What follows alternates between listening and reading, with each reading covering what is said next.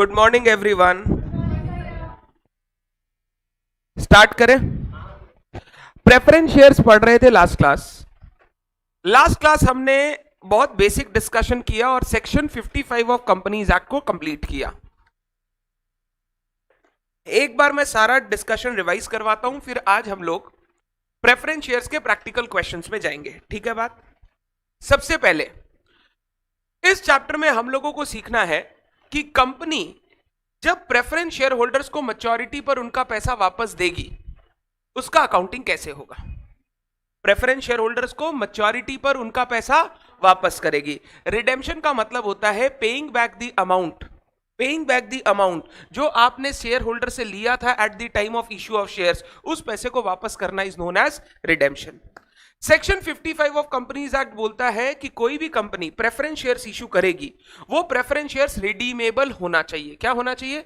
Redeemable का मतलब आपको एक पर्टिकुलर टाइम पीरियड के बाद इन शेयर होल्डर को इनका पैसा वापस करना पड़ेगा। आप ये पैसा जीवन काल तक रख नहीं सकते, आपको इनको पैसा वापस करना पड़ेगा। और कंपनीज एक्ट ने मैक्सिमम मैच्योरिटी दिया प्रेफरेंस शेयर्स का कितना साल? 20 साल। इंफ्रास्ट्रक्चर कंपनी होगा तो 30 साल। Very good. तो इस चैप्टर में जो हम लोगों को काम करना है या रिडेम्पशन के बारे में अकाउंटिंग सीखना है, उसमें होने क्या वाला है, मैच्योरिटी जब आएगा प्रेफरेंस शेयर होल्डर कंपनी के पास आएगा, कंपनी को अपना शेयर्स दे देगा और कंपनी उन शेयर्स के बदले उसको जो पैसा उसने वादा किया था at the time of issue, वो पैसा उसको वापस कर देगी eight the time of redemption. ये पैसा वापस करना दो तरीके से किया जा सकता है। एक, कैश दे सकती है कंपनी, दूसरा कन्वर्ट कर सकती है प्रेफरेंस शेयर्स को इनटू इक्विटी शेयर्स। हमने बोला इस चैप्टर में हम लोग जितना भी क्वेश्चंस करेंगे सारे में रिडेम्पशन आपको कैश में दिखाई देगा, क्योंकि सेक्शन 55 का जो मेन प्रोविजंस है वो तभी प्रॉपरली लागू होता है जब कंपनी रिडीम कर रही है इन कैश। इसीलिए हम लोगों को यहां पे सारा बात जो भी पढ़ना है पूरे चैप्टर में, हम लोग हमेशा एक ही चीज देखेंगे कि रिडेम्पशन हो रहा है इन कैश। इसके बाद हम लोग सेक्शन 55 स्टार्ट किए। सेक्शन 55 में सबसे पहला बात हमने किया कि प्रेफरेंस शेयर होल्डर को जो हमको पैसा देना है उसके लिए हमारे पास पैसा आएगा कहां से। इसके 3 सोर्सेस दिए गए एक्ट में। कितने सोर्सेस? 3। पहला, आउट ऑफ एग्जिस्टिंग एसेट्स। जो कंपनी के पास एग्जिस्टिंग कैश पड़ा हुआ है, बैंक बैलेंस पड़ा हुआ है, अगर कोई इन्वेस्टमेंट्स वगैरह पड़ा हुआ है तो उनको बेचकर पैसा रियलाइज करो और उससे प्रेफरेंस शेयर होल्डर को पेमेंट कर दो। ये जो एग्जिस्टिंग एसेट से आप पैसा दोगे ना, तब आपके क्रेडिटर्स दुखी हो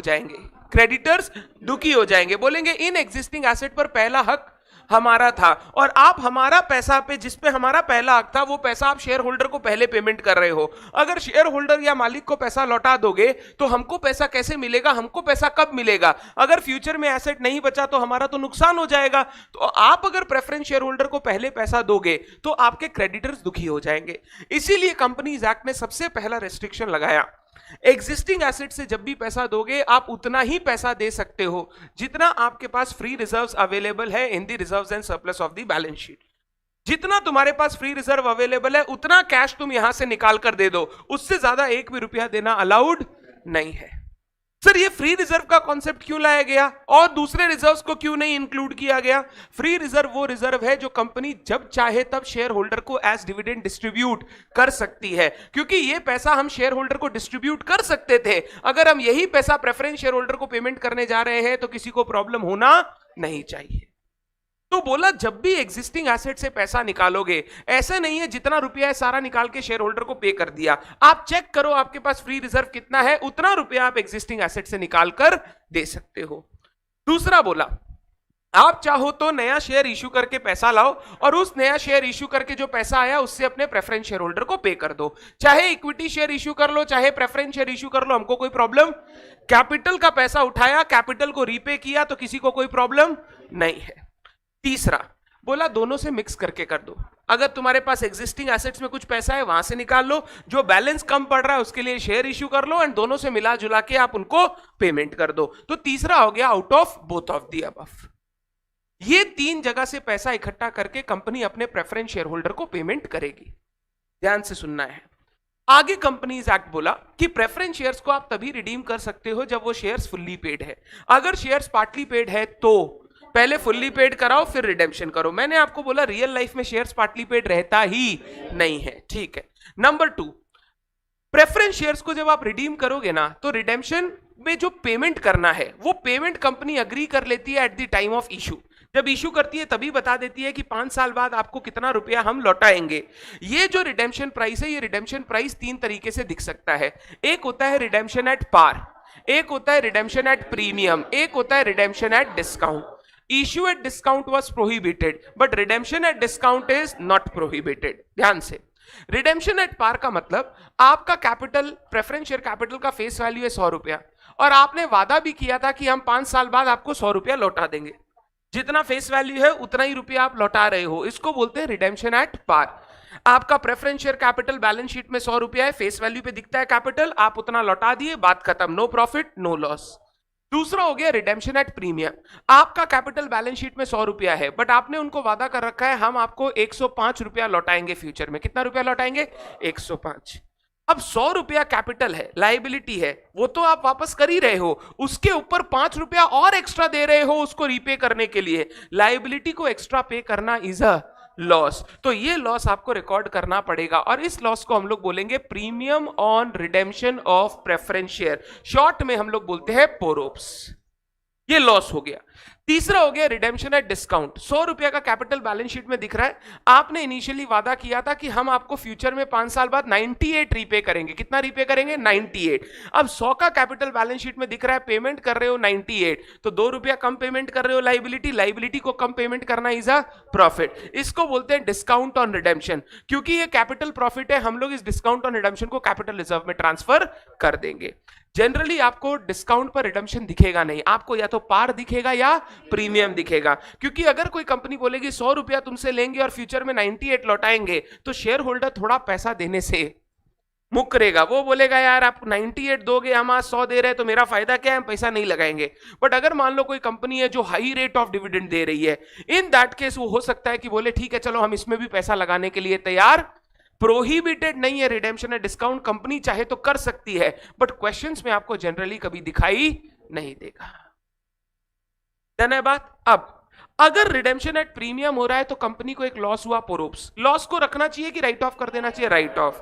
कंपनीज एक्ट बोला ये जो पोरोप्स आएगा, ये पोरोप्स को आप राइट ऑफ कर सकते हो अगेंस्ट सिक्योरिटीज प्रीमियम या फ्री रिजर्व। अगर सिक्योरिटीज प्रीमियम अवेलेबल है तो सिक्योरिटीज प्रीमियम यूज कर लो, वो अवेलेबल नहीं है तो क्या यूज कर लो? Free reserve, general reserve, PL use करके उसको राइट ऑफ कर दो।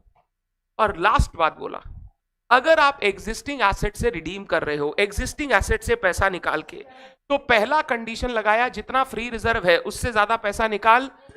दूसरा कंडीशन, पैसा पेमेंट होने के बाद फ्री रिजर्व से, फ्री रिजर्व्स का बैलेंस से आपको आपको आपको एक नया रिजर्व क्रिएट करना होगा जिसका नाम है कैपिटल रिडेम्पशन रिजर्व। ये दो अलग अलग काम हो रहा है, पैसा अलग पे हो रहा है और ये रिजर्व्स अलग ट्रांसफर हो रहा है। आपको क्या करना है, अपना फ्री रिजर्व्स खाली करके एक नया रिजर्व में पैसा ट्रांसफर करना होगा, अमाउंट ट्रांसफर करना होगा, जिसको हम लोग बोलेंगे कैपिटल रिडेम्पशन रिजर्व या सीआरआर। सर ये फ्री रिजर्व खाली करके सीआरआर में ट्रांसफर करने का लॉजिक क्या है? लॉजिक ये है, अगर आज आपने शेयर होल्डर को पैसा दे दिया तो आपको ये इंश्योर करना होगा कि ये पैसा आप वापस फ्यूचर में शेयर होल्डर को नहीं बांटोगे। अगर आपका फ्री रिजर्व में बैलेंस रहा तो नेक्स्ट ईयर आप जाके वापस डिविडेंड बांट दोगे, तो इसीलिए आपका फ्री रिजर्व उतना खाली करना जरूरी है ताकि आप नेक्स्ट ईयर शेयर होल्डर को पैसा ना बांट सको। इसके लिए फ्री रिजर्व को कम करके एक नए रिजर्व में अमाउंट ट्रांसफर किया जाता है जिसका नाम है सीआरआर। और क्योंकि सीआरआर स्पेसिफिक रिजर्व है, इससे डिविडेंड आप बांट नहीं पाओगे तो फ्यूचर में कैश आउटफ्लो होगा नहीं, कैश आउटफ्लो नहीं होगा तो फ्यूचर में कैश बचेगा और वो कैश किसको पेमेंट करने के काम में आएगा? क्रेडिटर्स को पेमेंट करने के काम में आएगा। जैसे हमने कल एग्जांपल लिया था, मेरी बहन की शादी है, हम लोग पैसा दो जगह से निकाल सकते हैं, एक दादाजी के पास जो फैमिली का पूंजी पड़ा है, और दूसरा जो मेरे पापा कमाए या जो हम लोग कमा रहे हैं, हम लोग उससे अपनी बहन की शादी कर सकते हैं। अगर मेरे पापा जो कमाए या हम लोग कमाए उससे शादी करेंगे तो कोई सवाल खड़ा नहीं कर सकता। उसमें हम 50 लाख खर्च करें, 1 करोड़ खर्च करें, 5 करोड़ खर्च करें, किसी को कोई मतलब। बट अगर आप घर से पैसा निकालोगे, घर की पूंजी से, तो दूसरे लोग खफा होंगे, हाँ या ना? ताऊ जी, बुआ जी, सब लोगों को लगेगा कि यार ये तो हम लोग सबका पैसा है, ये अकेला निकाल के कैसे यूज कर रहा है। तो जब हम लोग अपने घर की पूंजी से पैसा निकालेंगे, सबसे पहला रिस्ट्रिक्शन, जितना आपके हिस्से का पैसा है उससे ज्यादा आप निकाल।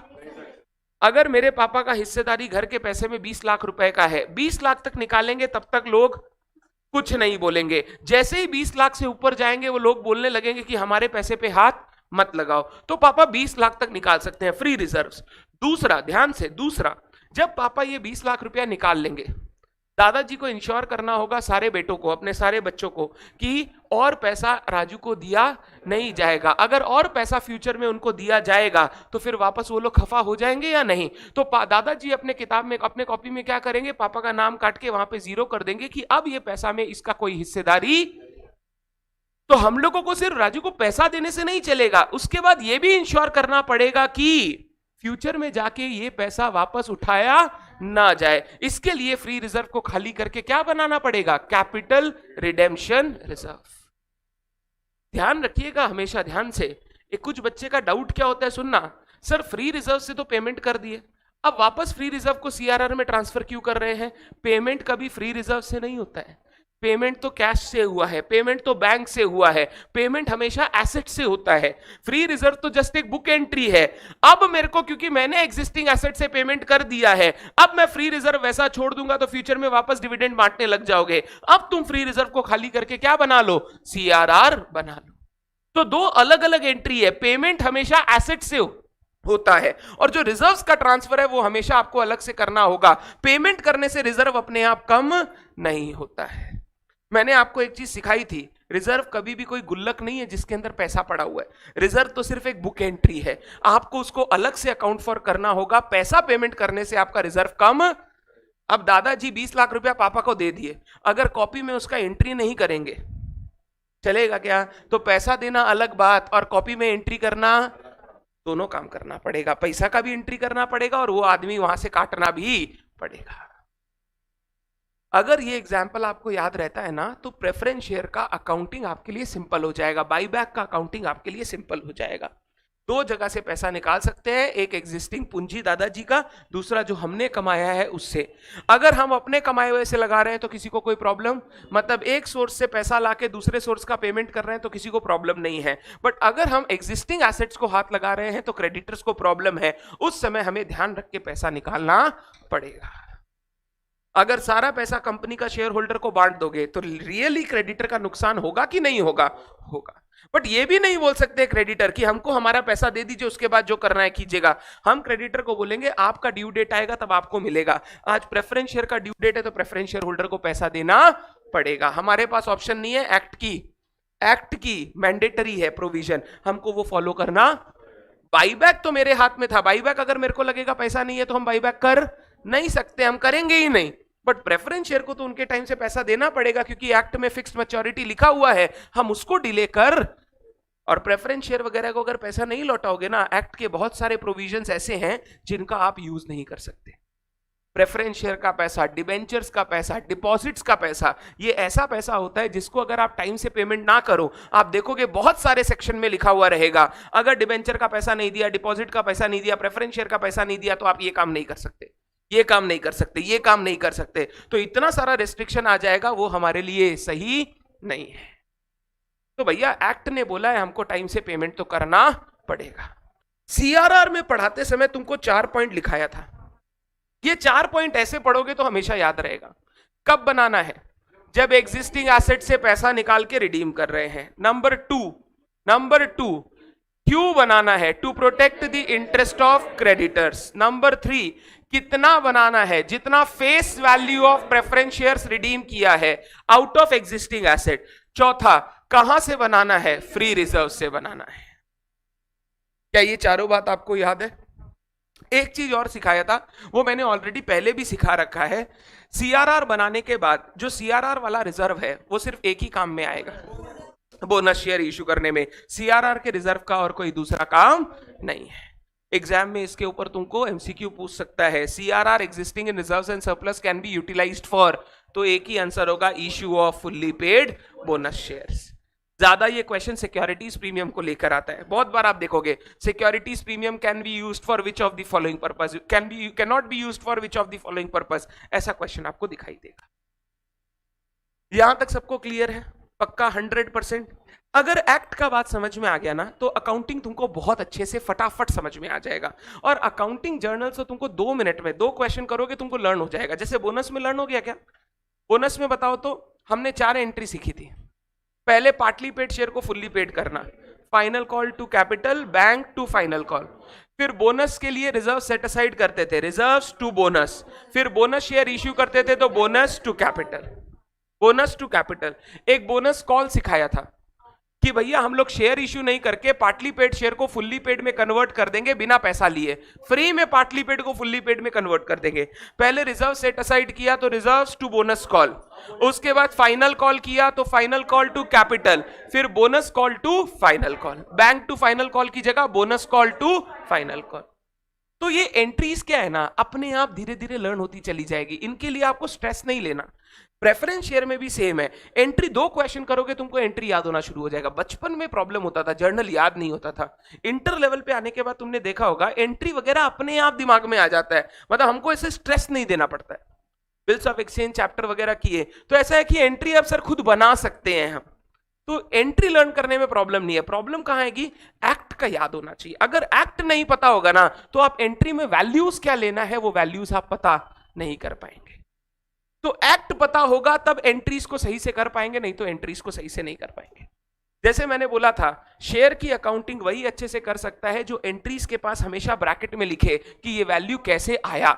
अगर ये वैल्यू कैसे आया वो तुमको पता है तो तुम एंट्री सारा अपने आप कर सकते हो। हम लोग नेक्स्ट पॉइंट में जाएंगे, पॉइंट नंबर 4। देखिए क्या चीज का पॉइंट है, journal entries. Point number 4, journal entries. पहला entry, if preference shares are partly paid, तो फाइनल कॉल करना होगा। चलिए जर्नल एंट्री करते हैं। Preference share final call account debit, preference share final call account debit to preference share capital,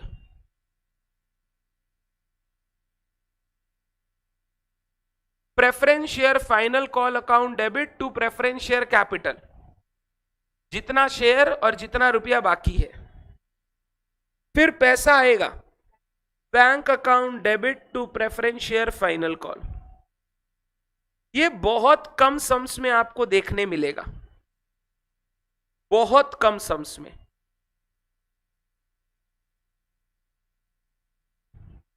bank to preference shares final call.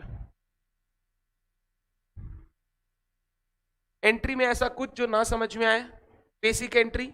Number 2, अब देखना ध्यान से, मेन काम शुरू हो रहा है। Redemption proceeds due. Redemption proceeds due का मतलब समझ लो, मैच्योरिटी का डेट आ गया।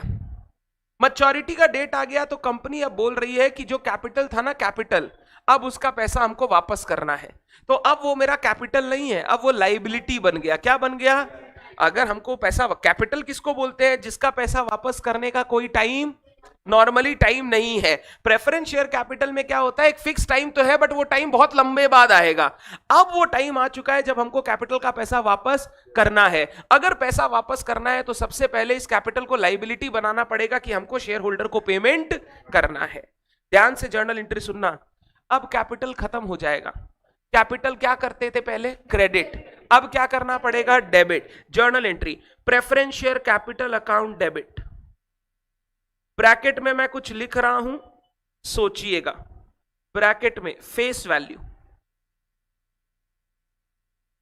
कैपिटल हमेशा कौन सी वैल्यू पे रहता है? Face value. तो फेस वैल्यू पे डेबिट करेंगे। सर अगर पार्टली पेड रहा तो उससे पहले तो फुल्ली पेड करवा दिया ना, ऊपर तो फुल्ली पेड हो चुका है तो अब तो फेस वैल्यू ही होगा।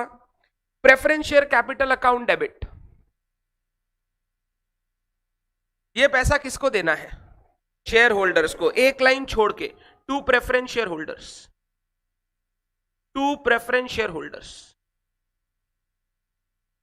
Capital account debit to preference share holders.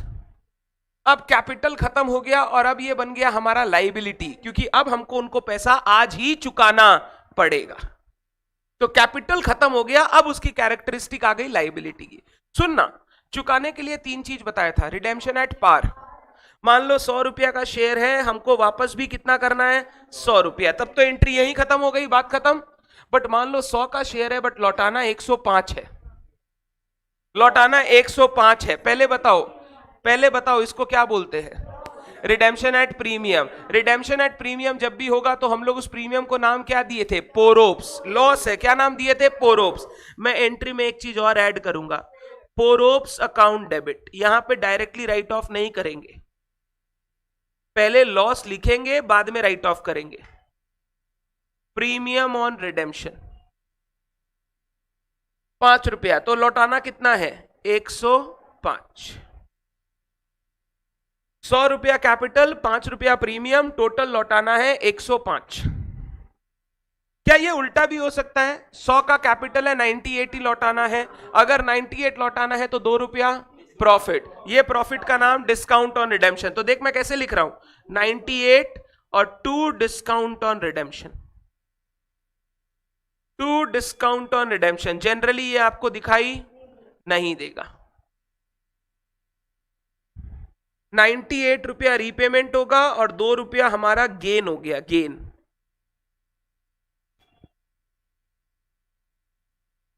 तो तीनों केस की एंट्री क्लियर है क्या?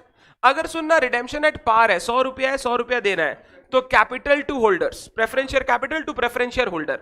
अगर 100 को 105 देना है, preference share capital account debit 100 रुपया, पोरोप्स अकाउंट डेबिट 5 रुपया, टू प्रेफरेंस शेयर होल्डर 105। 100 को 98 देना है, capital account debit 100, to preference share holder 98, to discount on redemption 2 रुपया। मतलब ये शेयर होल्डर किस अमाउंट से क्रेडिट होगा?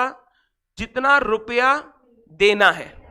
ये कैपिटल किस अकाउंट से डेबिट होगा? फेस वैल्यू, और जो डिफरेंस है वो प्रीमियम और discount.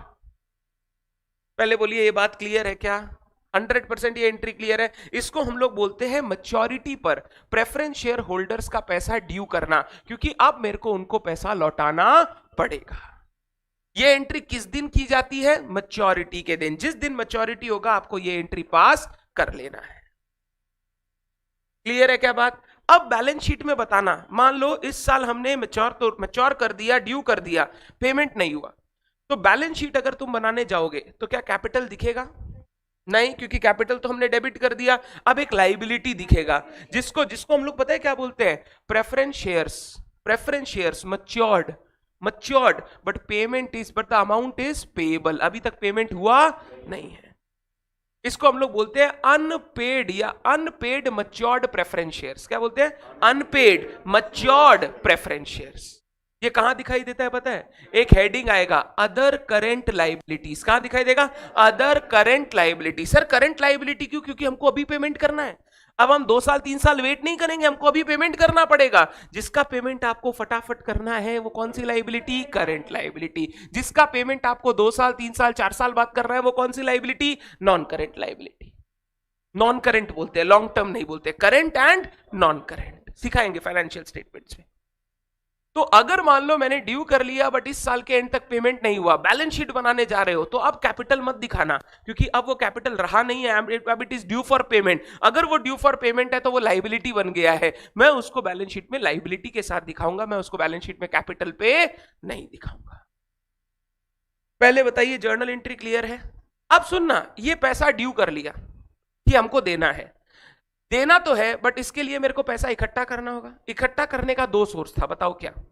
Existing asset. Existing asset में क्या क्या यूज कर सकते हो? सर बैंक बैलेंस है, कैश बैलेंस है, अगर कोई इन्वेस्टमेंट वगैरह है तो उसको बेचेंगे। आ जाओ नेक्स्ट एंट्री, इन्वेस्टमेंट बेचने का एंट्री। मेरे को बोलो ना इन्वेस्टमेंट बेचने का एंट्री क्या होता है? Bank account debit to investment, एक लाइन छोड़ के। क्या जरूरी है जितने में खरीदा था उतने में ही बेच पाए? प्रॉफिट लॉस भी हो सकता है। इन्वेस्टमेंट बेचने का प्रॉफिट लॉस कहां जाता है रे? पीएल में। अगर लॉस हुआ तो पीएल अकाउंट डेबिट, अगर प्रॉफिट हुआ तो पीएल अकाउंट क्रेडिट। ये तो नॉर्मल एंट्री है। ये प्रेफरेंस शेयर के रिडेम्पशन में क्या काम हो रहा है सर? खाली पैसा आ रहा है, क्योंकि हमको पैसा पेमेंट करना है तो उसके लिए पैसा ला रहे हैं। हमने कुछ इन्वेस्टमेंट बेच दिया। फिक्स्ड एसेट बेच सकते हैं? कभी मत बेचना, अगर बेचने लग जाओगे तो कोई आदमी पैसा नहीं लगाएगा तुम्हारी कंपनी में। फिक्स्ड एसेट बेच के अगर तुम चुकाओगे तो तुम अपना स्केल ऑफ ऑपरेशन खत्म कर रहे हो। तुम बोल रहे हो अब हमको बिजनेस नहीं करना क्योंकि हमको पैसा लौटाना है, मेरे पास पैसा नहीं है। इन दैट केस कोई आदमी तुम पे फ्यूचर में पैसा नहीं लगाएगा। तुम बैंक बैलेंस से पेमेंट कर सकते हो, कैश बैलेंस से पेमेंट कर सकते हो, आइडल इन्वेस्टमेंट्स पड़ा है उनको बेच के पैसा ले आओ, बट तुम फिक्स्ड एसेट को बेच के कभी भी रीपेमेंट नहीं कर सकते। तुम करोगे तो लोगों के पास गलत मैसेज जाएगा और वो बोलेगा इस कंपनी में पैसा मत लगाओ, ये कंपनी काम का नहीं है। ये कंपनी को पैसा लौटाने के लिए अपना जमीन जायदाद बेचना पड़ रहा है, इस कंपनी में पैसा लगाना सही नहीं है। नेक्स्ट, अगर अभी भी पैसा कम पड़ रहा है तो कहां जाएंगे? नया शेयर्स इश्यू करेंगे। एक एंट्री बताओ शेयर इश्यू करने का, bank account debit to share capital. अब वो एप्लीकेशन अलॉटमेंट वाला नहीं कर रहा है, एप्लीकेशन अलॉटमेंट वाला करेंगे तो सम्स बहुत बड़ा हो जाएगा। एग्जाम में आपको सीधा बोलेगा कंपनी ने शेयर इश्यू किया 10 रुपया वाला, तो 10 रुपया वाले शेयर का एंट्री करना है bank account debit to share capital. अगर प्रीमियम पे इश्यू है तो टू सिक्योरिटीज प्रीमियम, तो मैं जर्नल एंट्री लिख रहा हूं बैंक अकाउंट डेबिट ब्रैकेट में इश्यू प्राइस, पैसा तो इतना ही आएगा, टू शेयर कैपिटल, इक्विटी या प्रेफरेंस दोनों चलेगा, ये हमेशा face value, to securities premium अगर इश्यू हुआ है एट प्रीमियम। प्रीमियम पे इश्यू होना मेरे लिए प्रॉफिट है, बट प्रीमियम पे रिडीम करना मेरे लिए लॉस है। बेसिक चीज है ये। सर अगर मान लो क्वेश्चन में बोला allotment, application, first call, final call, तो हमको कैसे करना होगा? जैसे सिखाया था सर, बट वैसा क्वेश्चन आएगा क्या? नहीं आएगा। एक ही क्वेश्चन में रिडेम्पशन भी दे देगा, इश्यू करने के लिए भी सारा दे देगा, वैसा क्वेश्चन जनरली आता, क्योंकि 5 मार्क का क्वेश्चन आएगा, 6 मार्क का क्वेश्चन आएगा, तो उसमें आपको कभी भी उतना ज्ञान नहीं देगा। क्लियर है बात? एग्जाम में क्वेश्चन में अगर इश्यू है तो वो इश्यू एक ही लाइन का होगा, बोलेगा 10 रुपया वाला शेयर है, हमने 12 पे इश्यू किया, तो हमको एक ही एंट्री करना है bank account debit to share capital to securities premium. अब ये मैंने पैसा इकट्ठा कर लिया, इकट्ठा करने के बाद बताओ क्या करेंगे? शेयर होल्डर को पेमेंट करेंगे। एक बार नीचे साइड में लिखो तो point number E, payment to preference share holders, payment to preference share holder. पैसा इकट्ठा कर लिया, अब पेमेंट करो, यहीं पे लिखना payment to preference share holders, ये छूट गया है। शेयर होल्डर को पेमेंट करना है, एंट्री बोलो, ऊपर ऊपर ऊपर, preference share holder account debit, ये मेरा क्रेडिटर बन गया था, टू बैंक, जो रिडेम्पशन प्राइस है वो अब पेमेंट कर दो, जो रिडेम्पशन प्राइस है पेमेंट कर दो। देखो एंट्री का सीक्वेंस समझो, सबसे पहले ड्यू किया मैच्योरिटी पर कि भैया हमको पैसा देना है, लाइबिलिटी बना लिया। फिर उसके बाद पैसा देने के लिए पैसा इकट्ठा कर लिया, इकट्ठा होने के बाद पैसा पेमेंट कर दिया। तो हम लोग इसको ऐसे याद रखेंगे, ड्यू करेंगे, इकट्ठा करेंगे, पेमेंट करेंगे। ये ऐसा जरूरी नहीं है आपको इसी सीक्वेंस में एंट्री करना है, बट ये करने से पता है कोई एंट्री छूटेगा नहीं। एग्जाम में तो बताता नहीं है ना, ये जर्नल करो, ये जर्नल करो, ये जर्नल करो, तुमको तो सारा जर्नल्स करना पड़ेगा। जर्नल एंट्री में प्रॉब्लम क्या होता है, बहुत बार छूट जाता है, स्किप हो जाता है कि हम सब एंट्री किए, पेमेंट ही करना भूल गए। तो पेमेंट ना भूलो, इसके लिए थोड़ा बेसिक सीक्वेंस याद करो। पहले ड्यू करेंगे कि भैया पैसा देना है, फिर उसके लिए पैसा इकट्ठा करेंगे, पैसा आने के बाद उनको क्या करेंगे? पेमेंट करेंगे। अब इसके बाद दो चीज एक्ट बोला था वो करना पड़ेगा। एक एक्ट बोला था पोरोप्स को राइट ऑफ करना है, बोला था क्या? बताइए कहां से राइट ऑफ करेंगे? Securities premium, securities premium account debit, free reserves account debit to PORPS. जो हमने प्रीमियम का पेमेंट किया है, जो हमारा नुकसान है, उस नुकसान को हम राइट ऑफ करेंगे। Securities premium account debit, free reserves account debit to PORPS. Securities premium account debit, free reserves account debit to PORPS. Clear है ये बात? ये कौन बोला है करने के लिए? एक्ट बोला है, ये चीज भूलना नहीं है। और क्वेश्चन कभी नहीं बोलेगा पोरोप्स को राइट ऑफ करो, you will have to remember and write it off. जैसे फुल्ली पेड भी क्वेश्चन कभी बताएगा नहीं, बहुत कम बार बताएगा, तुमको याद रख के फुल्ली पेड करके काम करना होगा। और लास्ट रिक्वायरमेंट क्या बनाना है? सीआरआर। कहां से? फ्री रिजर्व से, free reserves account debit to CRR. Free reserve में पहले किसको यूज करोगे? General reserve. वो कम पड़ेगा तो किसके पास जाओगे? पीएल। वो logics will remain same, those logics won't change. Free reserve account debit CRR to CRR.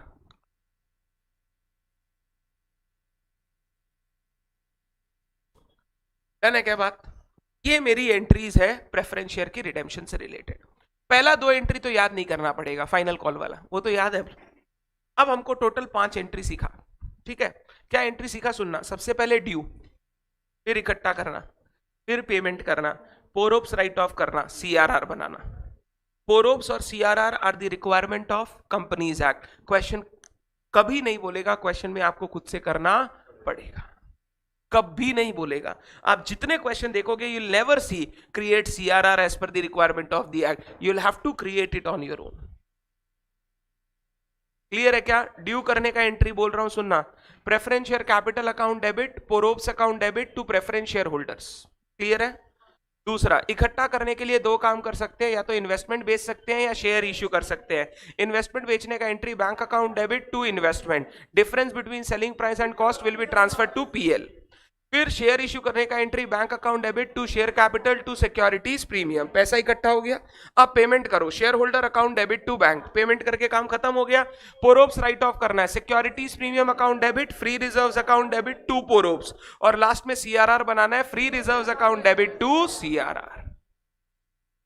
हो जाएगा, बहुत इजीली हो जाएगा, कोई पंगा नहीं होगा, बहुत सिंपली हो जाएगा। जर्नल्स में तो मेरे को कोई टेंशन ही नहीं है कि कोई बच्चा नहीं कर पाएगा, जर्नल्स बहुत इजीली कर पाएंगे। पंगा आएगा पता है क्या चीज का? फिगर्स का। और फिगर्स में भी सिर्फ एक फिगर का पंगा आएगा, मेनली लास्ट वाला। किसका? सीआरआर। ये सीआरआर को अच्छे से सीखना बहुत जरूरी है। अब मेरा इस चैप्टर का लास्ट टॉपिक बचा ही यही, बोलो क्या? कंप्यूटेशन ऑफ सीआरआर हमारे चैप्टर का लास्ट टॉपिक है। देखो 3 केस बनाया, इसके बाद चैप्टर खत्म, लास्ट टॉपिक है। सर हम लोग तो सम्स ही नहीं किए और लास्ट टॉपिक में आ गए। जब तक ये नहीं सीखेंगे सम्स में नहीं जा पाएंगे। हाउएवर एक एक चीज को सीखते सीखते उनके सम्स करना शुरू करेंगे। कंप्यूटेशन ऑफ सीआरआर, इसको स्टार मार्क दो और लिखो वेरी वेरी वेरी इंपॉर्टेंट।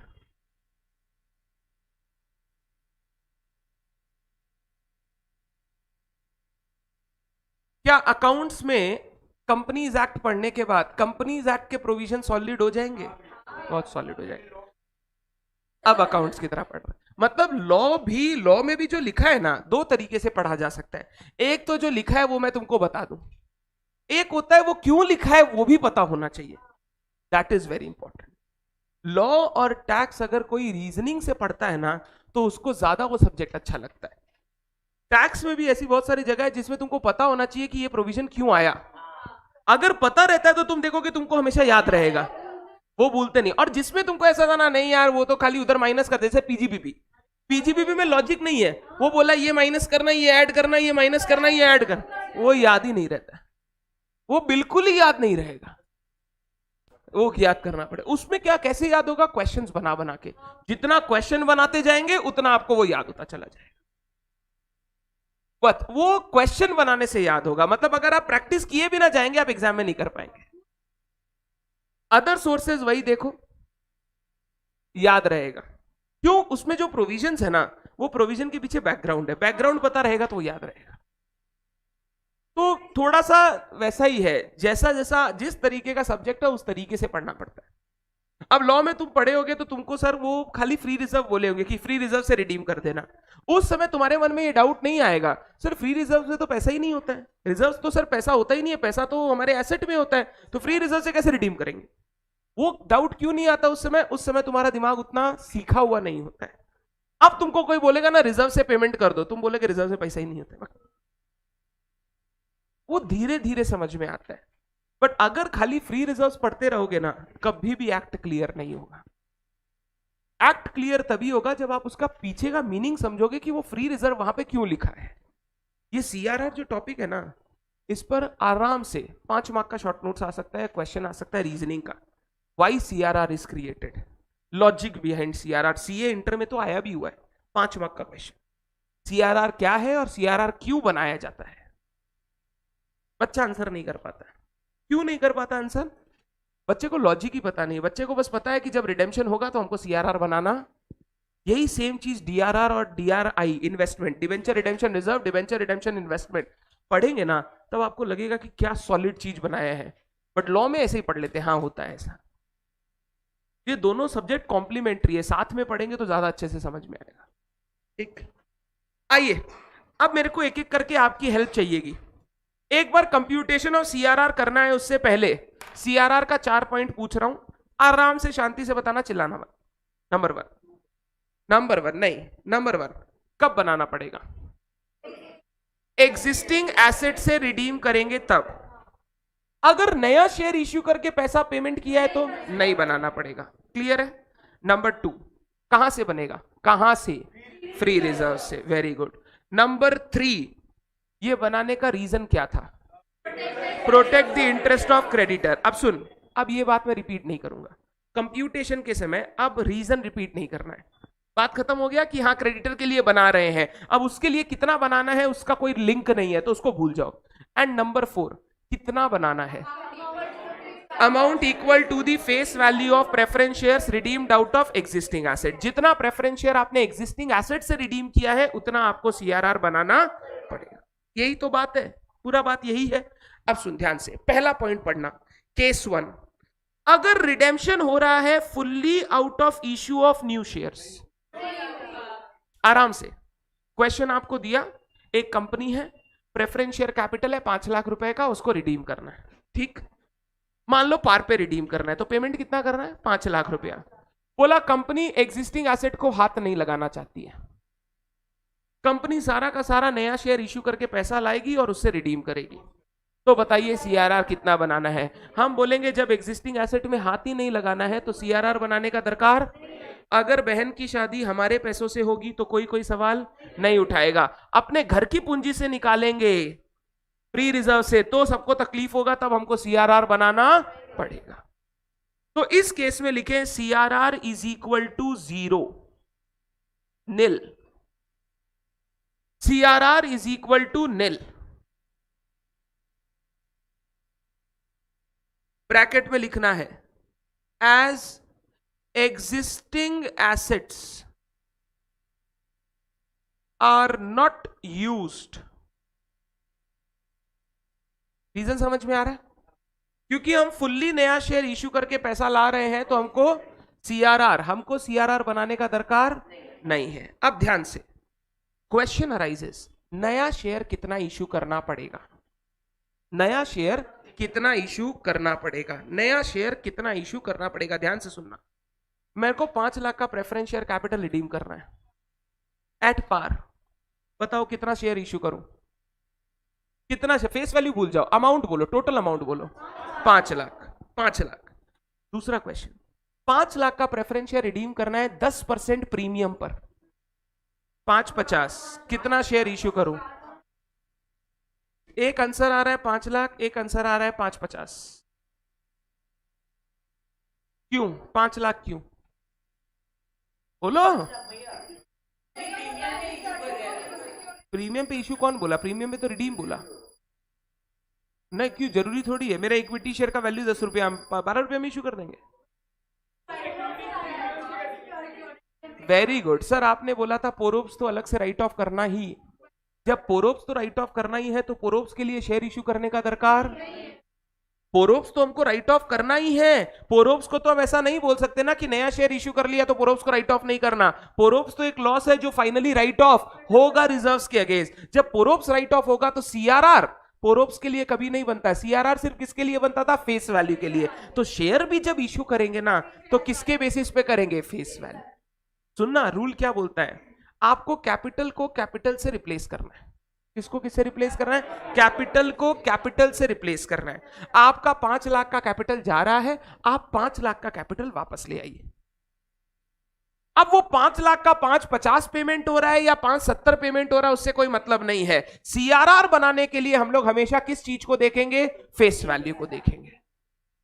मेरा 5 लाख का कैपिटल रिडीम हो रहा है, अगर हम 5 लाख का कैपिटल एज इट इज लाके रख दे तो हमको कोई अलग से सीआरआर बनाने का दरकार, क्योंकि मेरा सीआरआर नील है यहां पे, तो मेरे को 5 लाख का कैपिटल कम से कम इश्यू करना पड़ेगा। जब मैं वर्ड कैपिटल की बात करता हूं तो मैं बात करता हूं वर्ड फेस वैल्यू की। किसकी?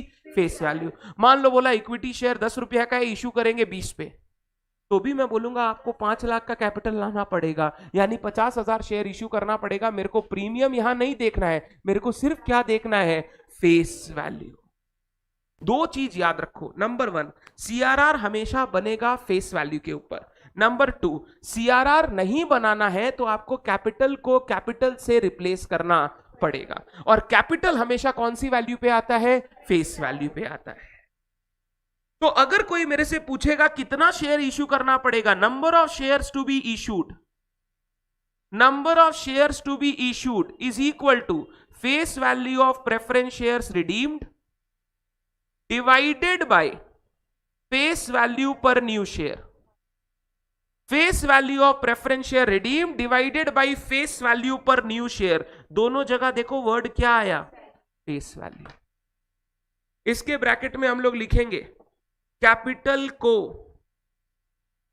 कैपिटल से रिप्लेस करना है, कैपिटल को कैपिटल से रिप्लेस करना है, कैपिटल को कैपिटल से रिप्लेस करना है। आप जितना कैपिटल रिडीम कर रहे हो उतना ही कैपिटल अगर वापस ले आओ तो फिर सीआरआर बनाने का दरकार, मतलब सर ना ही प्रीमियम ऑन रिडेम्पशन को देखना है ना ही सिक्योरिटीज प्रीमियम को देखना है। सिक्योरिटीज प्रीमियम मतलब प्रीमियम ऑन इशू, ना ही प्रीमियम ऑन रिडेम्पशन को देखूंगा ना ही प्रीमियम ऑन इशू को देखूंगा। क्यों? क्योंकि मेरे को कैपिटल से रिप्लेस करना है। Capital is always on face value. 50,000 proofs अंदर से पेमेंट कर दो, पेमेंट तुम कहीं से भी करो, उसके लिए तुमको सीआरआर बनाने का दरकार नहीं है, क्योंकि उसको अलग से तुम रिजर्व से राइट ऑफ।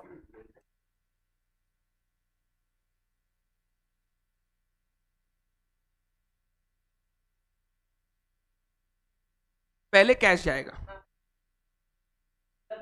रिजर्व से राइट ऑफ कर दिए, कैपिटल अलग चीज हो गया। करेक्ट।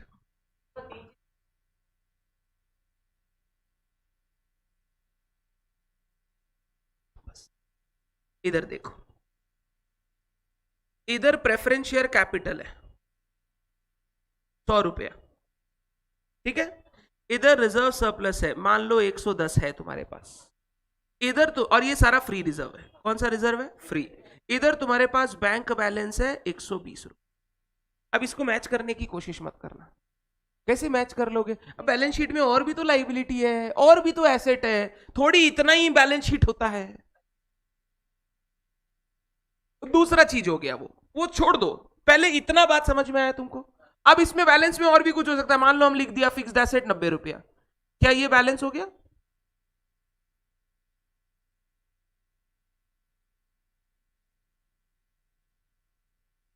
एक सेकंड बात करता हूं। अब मान लो मैंने डिसाइड किया 100 का प्रेफरेंस शेयर 105 में रिडीम करना है, ठीक है, 5 रुपया का प्रीमियम। हो सकता है कि नहीं हो सकता? हो सकता है। अब ध्यान से सुन, जब रिडीम करेंगे यहां से 100 रुपया कम होगा, यहां से 105 कम होगा, 15 बचेगा, ठीक। अब 5 रुपया क्या है एक्स्ट्रा? प्रीमियम। वो प्रीमियम हमने क्या डिसाइड किया? इधर से राइट ऑफ कर देंगे। पहले बताओ यहां तक बात क्लियर है? अब इसके बाद नेक्स्ट स्टेप चालू होता है सीआरआर बनाने का, क्योंकि मैंने एग्जिस्टिंग एसेट से पैसा निकाला है। अब ये फ्री रिजर्व मेरे को रखना नहीं है, क्योंकि ये फ्री रिजर्व अगर रख लिए ना तो तुम नेक्स्ट ईयर वापस डिविडेंड बांटने निकल जाओगे। तो मैंने बोला इस फ्री रिजर्व से 100 रुपया निकालो और ट्रांसफर कर दो सीआरआर में।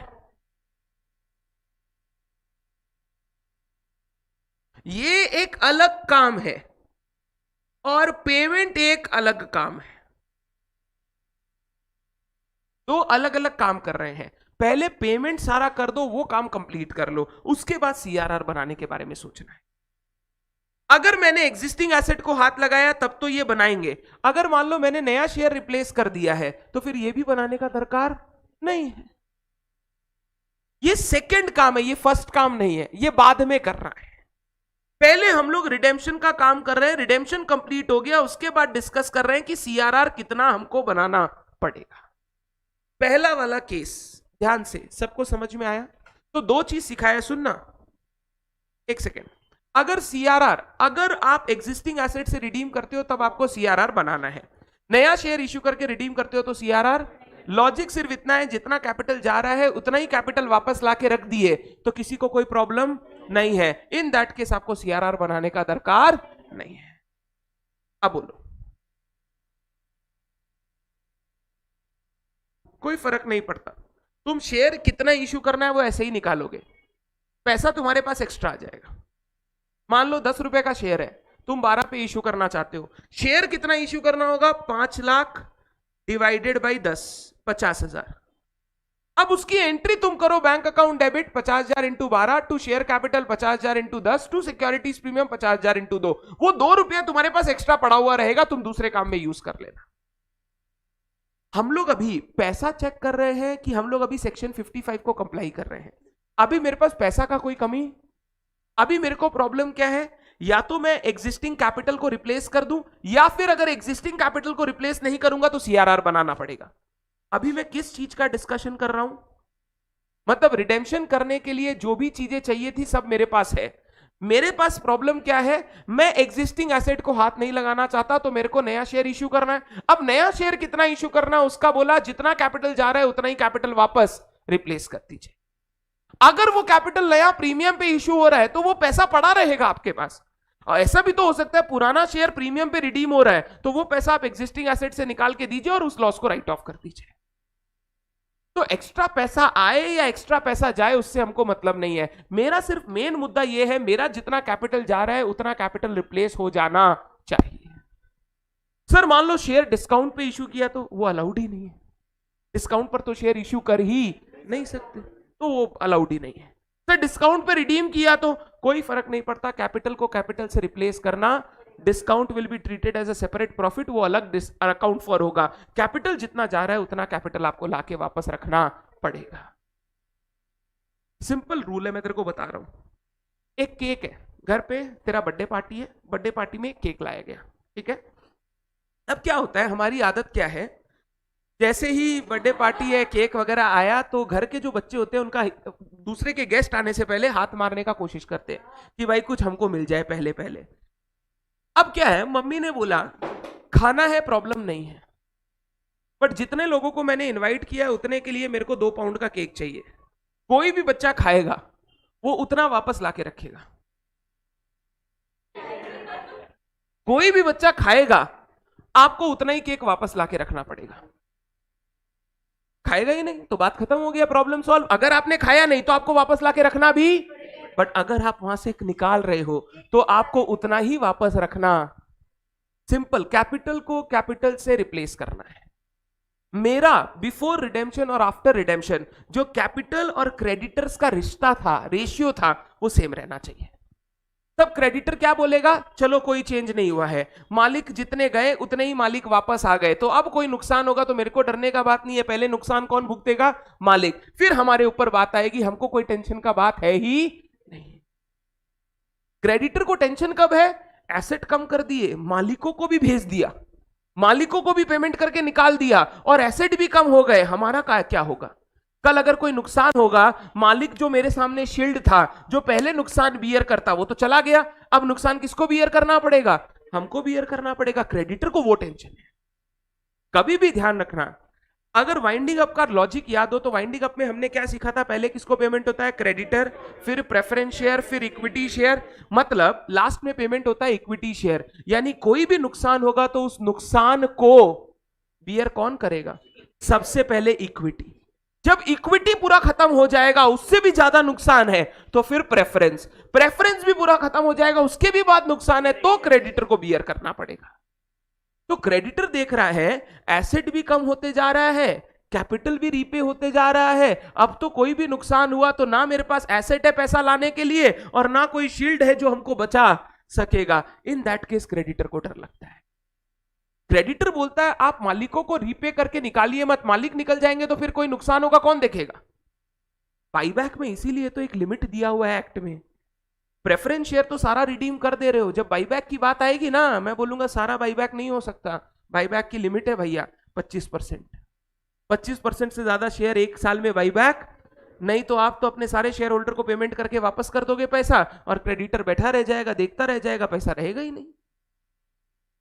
तो यहां पे हम लोग डिस्कस क्या कर रहे हैं? हम लोग डिस्कस कर रहे हैं हमारे पास पैसे कम नहीं है, हमको अपने सेक्शन 55 को कंप्लाई करना है। सेक्शन 55 ने बोला जितना कैपिटल जा रहा है उतना ही कैपिटल वापस ले आओगे तो सीआरआर बनाने का दरकार। अब जब मैं वर्ड कैपिटल यूज करता हूं ना, तो कैपिटल से हमेशा वर्ड लिंक्ड है face value. Issue price is not linked to capital, face value is linked to capital. तो कितना शेयर इश्यू करना है उसके लिए हमको हमेशा क्या चेक करना पड़ेगा? फेस वैल्यू चेक करना पड़ेगा ताकि हम कैपिटल को सही से रिप्लेस कर सके। सर प्रीमियम का जो एक्स्ट्रा पेमेंट है टेंशन मत लो, वो तो अलग से रिजर्व से राइट ऑफ करेंगे हम लोग, तो उसका कोई टेंशन नहीं है। सर अगर शेयर प्रीमियम पे इशू हुआ तो वो पैसा पड़ा रहेगा कंपनी में, क्योंकि सिक्योरिटीज प्रीमियम, ध्यान से, प्रेफरेंस शेयर को रिडीम करने के लिए पैसा पेमेंट नहीं कर सकते। सिक्योरिटीज प्रीमियम, प्रीमियम और रिडेम्पशन को राइट ऑफ के लिए यूज किया जा सकता है, but payment to preference share holder उससे किया नहीं जा सकता। सिक्योरिटीज प्रीमियम का भी खुद का लिमिट है, उसको भी आप पूरा पूरा यूज नहीं कर सकते, उसको सिर्फ उतने ही काम के लिए यूज कर सकते हैं जितना एक्ट में बोला हुआ है। तो इसीलिए हम लोग ना सिक्योरिटीज प्रीमियम को चेक करेंगे ना प्रीमियम और रिडेम्पशन को चेक करेंगे, हम लोग सिर्फ किस पर बात करेंगे, फेस वैल्यू पर बात करेंगे। एक बार सारे बच्चे मेरे साथ क्वेश्चन नंबर 1 देखेंगे ऑन पेज 15। क्वेश्चन 1, 2, 3 ये केस 1 से रिलेटेड है, आप चाहो तो केस 1 के पास लिख लो क्वेश्चन 1, 2, 3। समरी बुक में केस 1 के पास लिख लो, यहां पे क्वेश्चन 1, 2, 3। इससे क्या होता है, इजीली आप कोरिलेट कर पाएंगे, रिवीजन करते करते आप क्वेश्चंस भी चेक कर पाएंगे।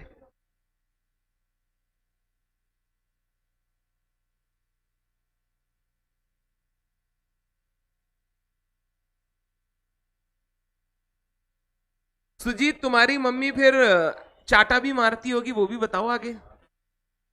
बोलता है हम तो केक खा भी लेते थे और कभी रखते भी नहीं थे, या तो तुम्हारी मम्मी सीधी है या तुमको चाटा मारती थी और तुम बता नहीं पा रहे हो। हाँ, अरे घर से मतलब हमेशा के लिए नहीं, एक बार के लिए, ताकि केक नहीं खाओ तुम। मम्मी लोग क्या करती थी, हम लोग जो भी बच्चा पहले पहले आते तो बोलते जाओ बाहर जाके खेलो, जाओ बाहर जाके खेलो, ताकि हम लोग सब ऐसे इंटैक्ट रख सके। अभी जैसे मेरा भतीजा है, किसी का भी बर्थडे घर पे हो, केक काटेगा वही और पहला खाएगा भी वही, मजा है उसका, काटेगा भी वही खाएगा भी वही। बोला बर्थडे किसी का भी हो, पहला भाग मेरा है। वो तो क्या करता है, केक के ऊपर, घर पे केक बनता है तो मम्मी लोग जेम्स वगैरह लगाती है ना, वो पहले जेम्स और वो सब खाना शुरू कर देता है। बोला केक तो वैसा का वैसा ही है ना। चलो question 1, Hinduja company limited had 5,008% preference shares of ₹100 each fully paid up. अच्छे से ये जितना चीज मैंने अंडरलाइन किया है मैं तुमसे सुनना चाहूंगा एक एक बात। 5,000 क्या है, what is 5,000? Number of shares, very good, लिखो नंबर ऑफ शेयर्स। 8% क्या है रे, 8%? ये डिविडेंड की रेट है, हमारे लिए काम का नहीं है। 100 रुपया क्या है, फेस वैल्यू, और ये फुल्ली पेड है। ठीक है मैं मान गया, तुम मेरे को बताओ ना बैलेंस शीट में कैपिटल कितना दिख रहा होगा? 5,000 इंटू 100, 5 लाख, मानते हैं 5,000 इंटू 100, 5 लाख दिख रहा होगा कैपिटल। कैपिटल हमेशा पेड अप वैल्यू पे आता है, कौन सा वैल्यू? हम लोग सीखे थे पेड अप कैपिटल दिखाना पड़ता है बैलेंस शीट में, तो अगर ये फुल्ली पेड है मतलब बैलेंस शीट में दिख रहा होगा 5,000 इंटू 100, 5 लाख। तो मेरा प्रेफरेंस शेयर कैपिटल कितने का हो गया, 5 लाख का। आगे, company decided to redeem these preference shares at par. Payment भी कितना करना है, पेमेंट भी कितना करना है, 5 लाख। 100 रुपया बोलो या 5 लाख, एक ही बात है, पेमेंट भी 5 लाख करना है। By issue of sufficient number of equity share of ₹10 each fully paid up at par. कैसे रिडीम करेंगे? नया शेयर इश्यू करके, नया शेयर इश्यू करके। हम लोग एग्जिस्टिंग एसेट को हाथ नहीं लगाएंगे, तो 5 लाख का कैपिटल जाएगा, तो उतना ही कैपिटल लाना भी पड़ेगा 5 लाख का। मेरा नया शेयर जो है वो 10 रुपया वाला है, कितना शेयर इश्यू करना पड़ेगा, 50,000 शेयर इश्यू करना पड़ेगा। You are required to pass necessary journal entries including cash transaction in the books of the. हमको बोल रहा है जर्नल एंट्री करके तुम। आइए वर्किंग नोट, क्वेश्चन नंबर 1, ठीक है।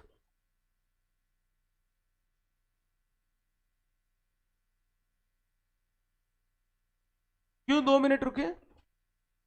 ओ पेज लिख रहे हैं,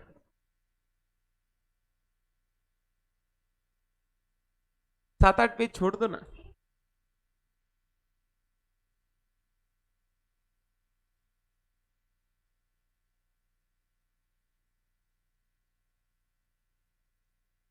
मैंने बैलेंस शीट सिखाया है बैंकिंग कंपनी पे, बट वो एग्जाम में नहीं आता है। मैंने बोला भी था कि एग्जाम में बैंकिंग कंपनी में सिर्फ क्या आता है, सुन लो, जो छोटे छोटे क्वेश्चन थे ना, छोटे छोटे रिबेट का क्वेश्चन, प्रोविजन, वो सब आता है, या फिर पीएल आता है, और वो दोनों ही बहुत इजी है। ठीक है बात। पेज 15 क्वेश्चन 1, आइए। वर्किंग नोट, पहले working note number A, CRR to be created, बोलिए nil. As shares are redeemed out of new issue, हम लोग एग्जिस्टिंग एसेट को हाथ नहीं लगाए, क्योंकि नया इश्यू करके शेयर्स रिडीम कर रहे हैं, इसीलिए सीआरआर 0। ये लॉजिक जो ब्रैकेट में लिखा है वो आपके लिए लिखा है, एग्जाम में लिखने की जरूरत नहीं है। Number B, number of equity shares to be issued, number of equity shares to be issued, कितने का कैपिटल जा रहा है, 5 लाख। नया शेयर जो है उसका फेस वैल्यू क्या है, 10 रुपया, तो कितना शेयर इश्यू करना होगा, 50,000। 50,000 शेयर इश्यू करके 5 लाख रुपया आएगा, और उससे हम लोग 5 लाख का कैपिटल रिडीम करेंगे। हमको क्या करने बोला, journal, Hinduja limited journal.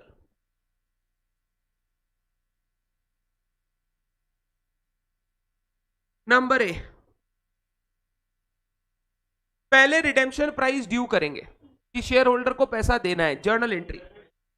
Preference share capital account debit, अब ये लाइबिलिटी खत्म, क्या ये लिखना पड़ता है, डिबेंचर और प्रेफरेंस शेयर के नाम के आगे उनका परसेंटेज दिखना पड़ता है, वो डिनोट करता है कौन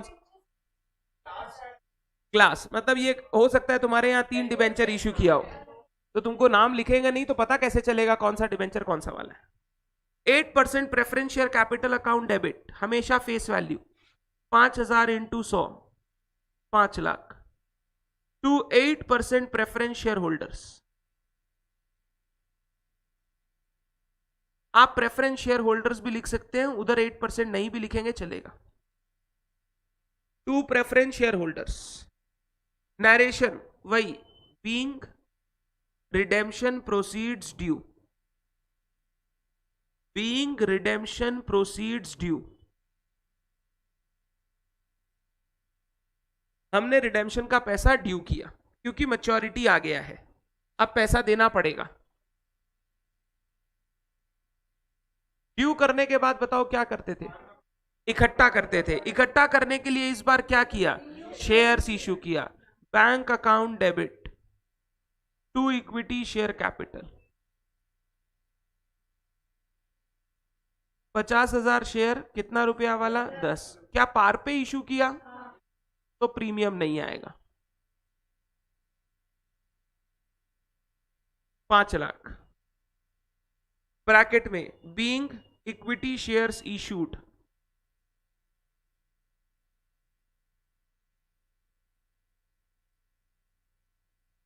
देख कितना कैपिटल जा रहा है और कितना कैपिटल आ गया, तो सीआरआर नहीं बनेगा। कैपिटल और कैपिटल चेक करना पड़ता है, ठीक। अब पैसा आ गया तो बोलो क्या करूं, दे देंगे। Preference share holder account debit to bank, due करो, इकट्ठा करो, पेमेंट करो।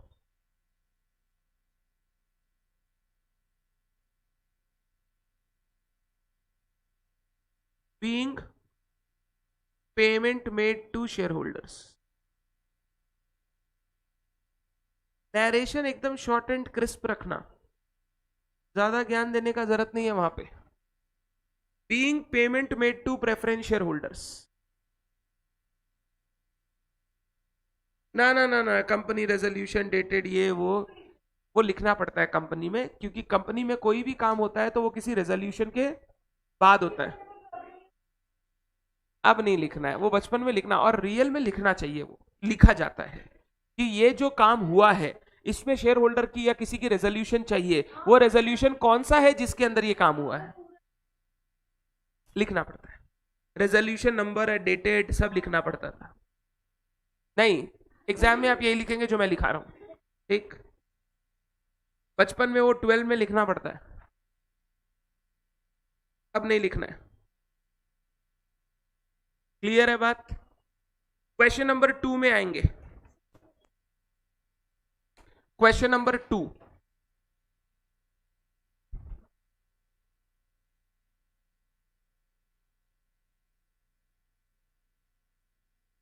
C Limited had 10,000, 10% preference share of 100 each, fully paid up। 10,000 क्या है? नंबर्स। 10% क्या है? डिविडेंड का रेट। 100 रुपया क्या है? Face value. फुल्ली पेड है तो कैपिटल बैलेंस शीट में कितना होगा? 10 लाख रुपया। 10,000 इंटू 100 कितना? 10 लाख रुपया।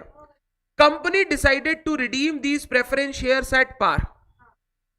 देना भी कितना है? 10 लाख रुपया। 10 लाख रुपया by issue of sufficient number of equity share of ₹10 each at a premium of 2 per share as fully paid up. 10 का शेयर 12 पे इश्यू होगा। सुनना, मेरे को भी पैसा का प्रॉब्लम नहीं है।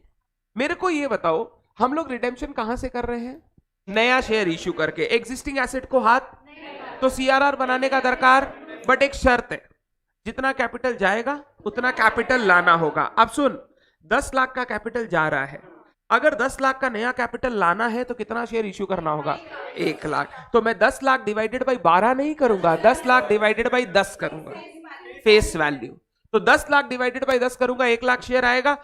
10 लाख का कैपिटल गया, 10 लाख का कैपिटल वापस आ गया, तो सीआरआर बनाने का दरकार नहीं है। क्लियर है बात?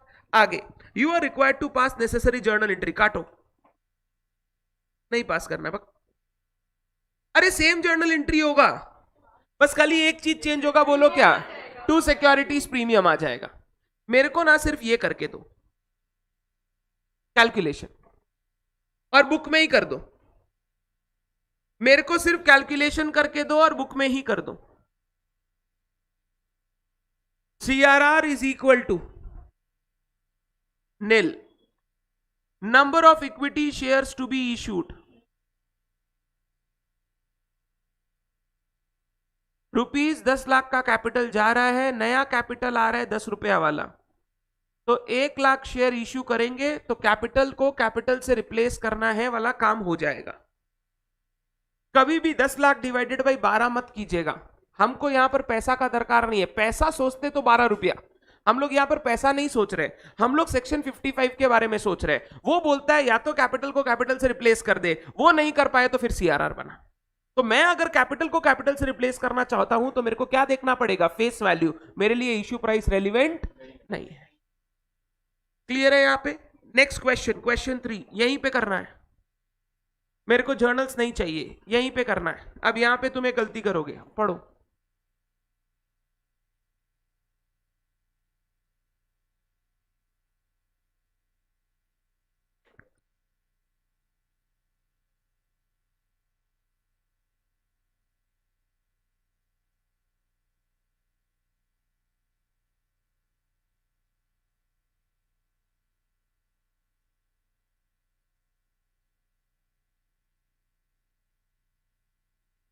$9,000 प्रेफरेंस शेयर, 10 रुपया वाला फुल्ली पेड। कैपिटल बताओ? 90,000। इसको रिडीम करना है नया शेयर इश्यू करके। इस बार नया शेयर का फेस वैल्यू 9 ही है, 10,000 शेयर इश्यू करें। ये डिस्काउंट नहीं है, शेयर का फेस वैल्यू सिर्फ 10 हो जरूरी नहीं है, कुछ भी हो सकता है। 1 से लेकर 10, 1 से लेकर 100, कुछ भी। 1 रुपया भी हो सकता है, 2 रुपया भी हो सकता है, 5 रुपया भी हो सकता है, 7 रुपया भी हो सकता है, 9 रुपया भी हो सकता है। आज तक आदत लग गया देखते देखते 10 रुपया, 100 रुपया। हाँ, बस वो अमाउंट जो डिनोमिनेशन है वो सेम होना चाहिए। तो यहां पे मेरे इक्विटी शेयर का फेस वैल्यू कितना है? 9 रुपया है, 9 रुपया। तो सीआरआर बता कितना? 0। और number of shares to be issued 90,000 का कैपिटल जाएगा, उतना कैपिटल वापस लाके रखना है, बट मेरा शेयर 9 रुपया वाला है, तो 10,000 शेयर। जितना कैपिटल जा रहा है उतना ही कैपिटल वापस रिप्लेस कर दो। 90,000 का कैपिटल जा रहा है, 90,000 का कैपिटल लाके रखना पड़ेगा। मेरे एक एक शेयर का फेस वैल्यू है 9 रुपया, तो मेरे को 10,000 शेयर इश्यू करना पड़ेगा। कोई प्रॉब्लम है इसमें? कोई प्रॉब्लम नहीं है। 5 रुपया फेस वैल्यू होता तो सर 90,000 बाई 5 18,000 शेयर इश्यू कर देते, उससे हमको सर कोई प्रॉब्लम नहीं है। प्रॉब्लम कब आएगा पता है? मान ले ये 80,000 होता, मान ले 80,000 होता, मेरा नया शेयर का फेस वैल्यू 9 रुपया ही है। एक बार 80,000 डिवाइडेड बाई 9 करो, 8888.8888 कितना शेयर इश्यू करते? 8889 नॉर्मल है। हमको अगर मैं 80,000 डिवाइडेड बाई 9 करूंगा तो मेरा आएगा 8888.88, तो मैं 8889 शेयर इश्यू कर लूंगा, बात खत्म हो जाएगा। कोई प्रॉब्लम इसमें? कोई प्रॉब्लम नहीं है, एक शेयर ज्यादा इश्यू कर लेना। मान ले ऐसा आया 8888.1111, तब कितना? 8888 या 8889? 8889।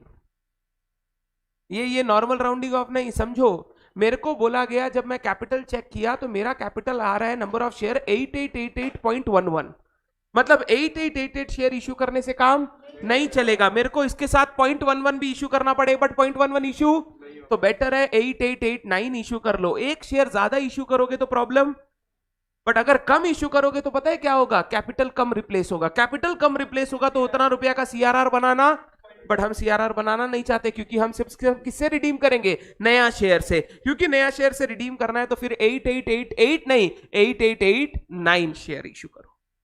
एक शेयर ज्यादा इश्यू करने में प्रॉब्लम नहीं है, बट कम इश्यू करेंगे तो सीआरआर बनाना पड़ जाएगा। कंपनी चाहती है हमको सीआरआर वगैरह का झमेला नहीं करना, हम सारा नया शेयर से रिडीम करेंगे, तो आप एक शेयर ज्यादा इश्यू कर लीजिए, आपको कोई प्रॉब्लम नहीं होगा। हमेशा अपर राउंडिंग ऑफ होगा। अपर राउंडिंग ऑफ इसलिए ताकि हमको सीआरआर बनाने का झमेला ना करना पड़े। ये चीज आगे आएगी, आपको दिखेगा ये वाला। बट पहले बताइए, केस 1 सारे बच्चों को क्लियर है? अगर आप पूरा का पूरा शेयर रिडीम कर रहे हो नया शेयर इश्यू करके, तो सीआरआर बनाने का दरकार नहीं है। नंबर ऑफ शेयर इतना इश्यू कीजिए कि कैपिटल से रिप्लेस हो जाए। लॉजिक याद रखो, कैपिटल को कैपिटल से रिप्लेस करना है। अगर रिप्लेस कर दिया तो सीआरआर नहीं बनाना, नहीं कर पाए तो डिफरेंस का सीआरआर बनाना। सिंपल पूछ रहा हूं, मान ले 9 लाख का कैपिटल है प्रेफरेंस शेयर, 5 लाख का नया शेयर इश्यू किया, तो सीआरआर कितना? 4 लाख बनाना पड़ेगा।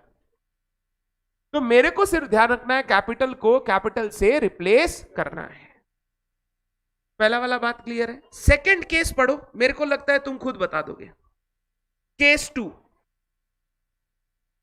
Redemption fully out of existing assets without issue of new shares. बोलो सीआरआर बनाना पड़ेगा कितना? पूरा। तो मैं लिखूंगा CRR is equal to full face value of preference shares redeemed. CRR is equal to full face value of preference shares redeemed. मेरा 10 लाख का कैपिटल है, मैंने डिसाइड किया मैं 10 लाख का कैपिटल रिडीम करूंगा, एग्जिस्टिंग एसेट से पैसा दूंगा, मैं कोई नया शेयर इश्यू 10 लाख का कैपिटल रिडीम कर रहे हो, नया शेयर इश्यू भी नहीं कर रहे हो, तो सीआरआर कितना बनेगा? पूरा 10 लाख बनाना पड़ेगा। सुनना, 10 लाख का कैपिटल है, 1 लाख प्रीमियम पे रिडीम करूंगा, यानी 11 लाख रुपया पेमेंट करूंगा, सीआरआर कितना बनेगा? 10 लाख बनेगा। क्योंकि सीआरआर के लिए हमेशा फेस वैल्यू रेलिवेंट है, क्योंकि पोरोप्स तो अलग से राइट ऑफ करना ही पड़ेगा। तो सीआरआर हमेशा किस पर बनेगा? Face value. क्वेश्चन नंबर 4 देखो, क्वेश्चन नंबर 4 उसके पास लिख लो। क्वेश्चन नंबर 4 इधर, क्वेश्चन 4 पढ़ो। The following extracts are the extract from the balance sheet of ABC limited as on 31 December 2011। Liability side दिया हुआ है। Share capital 40,000, equity share of ₹10 each, fully paid 4 lakh. ये equity share capital है। हमको इस chapter में equity का कोई काम नहीं है। 1010% preference share of 100 each, fully paid 1 lakh. Fully paid है ना, तो 1000 इंटू 100 1 लाख रुपया, ठीक है। रिजर्व सरप्लस में कैपिटल रिजर्व, बोलो फ्री या नॉट फ्री? हमारे लिए काम का है कि नहीं है? Not free. सिक्योरिटीज प्रीमियम पोरोप्स के लिए काम का है और दूसरे चीज के लिए काम का नहीं है। General reserve free, profit loss free, दो फ्री रिजर्व है, जनरल रिजर्व और पीएल। आगे, on 1 January 2012 board of director decided to redeem preference shares at par by utilisation of reserve. इस बार हम लोग नया शेयर इश्यू नहीं करना चाहते, हम लोग रिजर्व से ही रिडीम करेंगे, यानी एग्जिस्टिंग एसेट से ही रिडीम करेंगे। तो मेरे को बताओ सीआरआर कितना बनेगा? 1 लाख रुपए का। जितना कैपिटल जा रहा है उतना सीआरआर बनाना पड़ेगा। डन। आइए वर्किंग नोट, हमको जर्नल एंट्रीज करने बोल रहे हैं। Question 4 working note, CRR is equal to face value of preference shares redeemed, face value of preference shares redeemed equal to कितना रुपया? 1 लाख। क्योंकि कोई नया शेयर इश्यू नहीं हुआ है। अगर कोई शेयर इश्यू नहीं हुआ है तो पूरा 1 लाख का सीआरआर बनाना पड़ेगा। अब journal entries, ABC limited journal entries, बोलो जर्नल एंट्री सीक्वेंस वाइज। सबसे पहले ड्यू करेंगे, preference share capital account debit,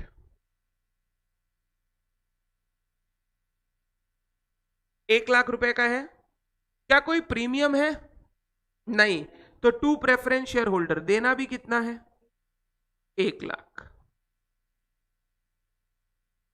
1 lakh का प्रेफरेंस शेयर होल्डर्स को पैसा देना है। इसके लिए बताओ हम पैसा इकट्ठा कैसे करेंगे? ऐसा कुछ है नहीं, इस क्वेश्चन में ऐसा कुछ बोला नहीं है। मतलब हमारे पास कैश बैलेंस, बैंक बैलेंस बहुत सारा है, उसी से रिडीम करेंगे। हमको अलग से इकट्ठा करने का दरकार, तो चलो पेमेंट करते हैं, बहुत पैसा है हमारे पास। Preference share holder account debit to bank, इकट्ठा करने का एंट्री नहीं आया क्योंकि हमारे पास पैसा अवेलेबल था। अगर नहीं होता तो हम इन्वेस्टमेंट बेचते, शेयर इश्यू करते, एक्सेट्रा एक्सेट्रा।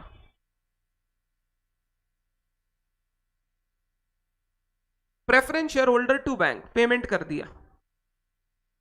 सीआरआर बनाना पड़ेगा। सीआरआर बनाने के लिए कौन से रिजर्व यूज करोगे? Free reserve. जाओ और बताओ कितना कितना? 75 जनरल रिजर्व और balance 25 PL. Very good. General reserve account debit 75। Securities premium कभी भी सीआरआर के लिए यूज मत करना यहां पे। General reserve 75, PL account debit 25, 2 ये बैलेंसिंग फिगर, 2 सीआरआर। 35 मत यूज करना, चाहिए उतना यूज ही नहीं करना है। जब 1 लाख का ही बनाना है तो हम क्यों 35 यूज करेंगे? 25 ही यूज करेंगे। बैलेंसिंग फिगर, अरे जैसे बोनस में करते थे, जितना दरकार पड़ता था पीएल से ले लेते थे, उतना ही दरकार है तो उतना ही लेंगे। बोलो।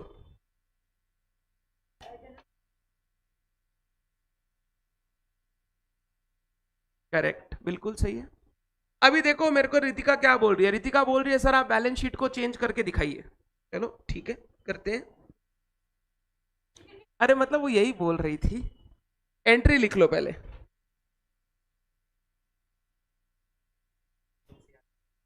Being CRR created out of free reserves, being CRR created out of free reserve। देख नरेशन ये होता है, ये जो मैं ऊपर लिख के देता हूं ना, यही नरेशन होता है। तो being CRR created out of free reserve, बात खत्म। सुनना, रितिका बोल रही है सर बैलेंस शीट में क्या चेंजेस होगा? मेरे को बताओ। इक्विटी शेयर कैपिटल सेम रह जाएगा, प्रेफरेंस शेयर कैपिटल 0 हो जाएगा, रिडेम्पशन हो गया तो 0 हो जाएगा। अब कैपिटल रिजर्व उतना ही रहेगा, सिक्योरिटीज प्रीमियम उतना ही रहेगा, जनरल रिजर्व 0, पीएल 10,000 और एक नया रिजर्व आ जाएगा सीआरआर 1 लाख। क्लियर है क्या बात? ये मेरा नया बैलेंस शीट बन जाएगा। तो मेरा जनरल रिजर्व खत्म हो गया, पीएल खत्म हो गया और एक नया रिजर्व बन गया जिसका नाम है सीआरआर। सर रिजर्व हटा के रिजर्व बनाए, फायदा क्या हुआ? General reserve PL free reserve था, उससे डिविडेंड बांट सकते थे, बट सीआरआर से डिविडेंड बांट, तो डिविडेंड नहीं बांटोगे, पैसा बचेगा, पैसा बचेगा तो क्रेडिटर को पेमेंट कर सकते हो। क्लियर है बात? इसीलिए हम लोगों को फ्री रिजर्व से अमाउंट ट्रांसफर करना पड़ता है कहां पे? सीआरआर में। पहले बताइए, क्या ये 2 पॉइंट सारे बच्चों को क्लियर है? एग्जाम से ना फर्स्ट पॉइंट में क्वेश्चन आता है ना सेकंड पॉइंट से क्वेश्चन आता है, इसीलिए तो इतना फटाफट हो गया। एग्जाम के लिए इंपॉर्टेंट है तीसरा, रिडेम्पशन आउट ऑफ बोथ। ये 3 केस पता है क्या है? ये 3 केस वो 3 सोर्सेज है। एक बार ध्यान से सोचो, 3 सोर्स बताया था। आउट ऑफ एग्जिस्टिंग एसेट, ये हो गया, देख ये हो गया सेकंड। दूसरा सोर्स बताया था out of issue of new shares, तीसरा था आउट ऑफ। 3 केस में सीआरआर कितना कितना बनेगा वो सीख रहे हैं। 3 सोर्सेस था, यही 3 केस बन गया कि सीआरआर कितना बनाना है। अगर हम रिडीम कर रहे हैं आउट ऑफ एग्जिस्टिंग एसेट, अगर हम रिडीम कर रहे हैं out of issue of new share, अगर हम रिडीम कर रहे हैं partly out of issue of new share, partly out of existing assets. तो ये जो पढ़ाई कर रहे हैं ना, ये पढ़ाई लॉजिकल कैसे है? ये पढ़ाई आपकी सोर्सेस से कनेक्टेड है। जिस सोर्स से रिडीम करोगे उसके हिसाब से सीआरआर बनाना पड़ेगा। क्लियर है क्या बात? अब ये ना थोड़ा टेक्निकल है, ये टेक्निकल है, और ये करते समय आंख कान माथा सब खुला रखना पड़ेगा। थोड़ा सा जितना हमने पढ़ाई किया उसमें ये टेक्निकल है। अब सुनना ध्यान से, क्योंकि ये टेक्निकल है मैं थोड़ा सा सीक्वेंस वाइज पढ़ाऊंगा, लॉजिकली धीरे धीरे पढ़ाते चलूंगा, हड़बड़ी में नहीं पढ़ाऊंगा। आज सिर्फ एक ही पोर्शन कवर करूंगा, कल बैलेंस 2 पोर्शन अलग से कवर करेंगे। कल ये चैप्टर ऑलमोस्ट कंप्लीट हो जाएगा। सुनना ध्यान से, आज क्या कवर करने वाले हैं हम लोग? क्वेश्चन हमको अगर बता दे कंपनी कितना शेयर्स इश्यू करेगी, तो फिर हम कैसे सीआरआर कैलकुलेट करेंगे? हमको तो बोला है ना रिडेम्पशन आउट ऑफ बोथ, मतलब कुछ एग्जिस्टिंग एसेट से निकाला, कुछ नया शेयर इश्यू हुआ। अगर क्वेश्चन आपको पहले ही बता दे कितना शेयर इश्यू हुआ है, तो फिर हम लोग कैसे सीआरआर कैलकुलेट करेंगे? फॉर एग्जाम्पल दे रहा हूं, सुनना। बोला 90,000 प्रेफरेंस शेयर है 10 रुपया वाला, ये रिडीम होगा, कितने का कैपिटल? 9 लाख। कंपनी ने 5,000 शेयर इश्यू कर दिया इक्विटी 100 रुपया वाला, 5 लाख आ चुका है, कैपिटल रिप्लेस हो चुका है, सीआरआर कितना बनेगा? 4 लाख का। 9 लाख का प्रेफरेंस शेयर रिडीम होना है, 5 लाख का कैपिटल हमने वापस रिप्लेस कर दिया, तो सीआरआर कितना बनाना पड़ेगा? 4 लाख। वही लॉजिक वापस, कैपिटल को कैपिटल से रिप्लेस करना है, जितना कैपिटल रिप्लेस हो जाएगा ठीक है, जो कैपिटल रिप्लेस नहीं हो पाएगा उसका क्या बना लीजिए? सीआरआर बना लीजिए। कभी भी प्रीमियम को मत देखिएगा, सिर्फ किसको देखना है? फेस वैल्यू को, फेस वैल्यू, क्योंकि सीआरआर हमेशा किस पर बनेगा? फेस वैल्यू पर बनेगा। तो सबसे पहला केस और सबसे सिंपल केस इसके अंदर लिखेंगे, case 1, if number of shares to be issued, if number of shares to be issued are given in the question, if number of shares to be issued are given in the question,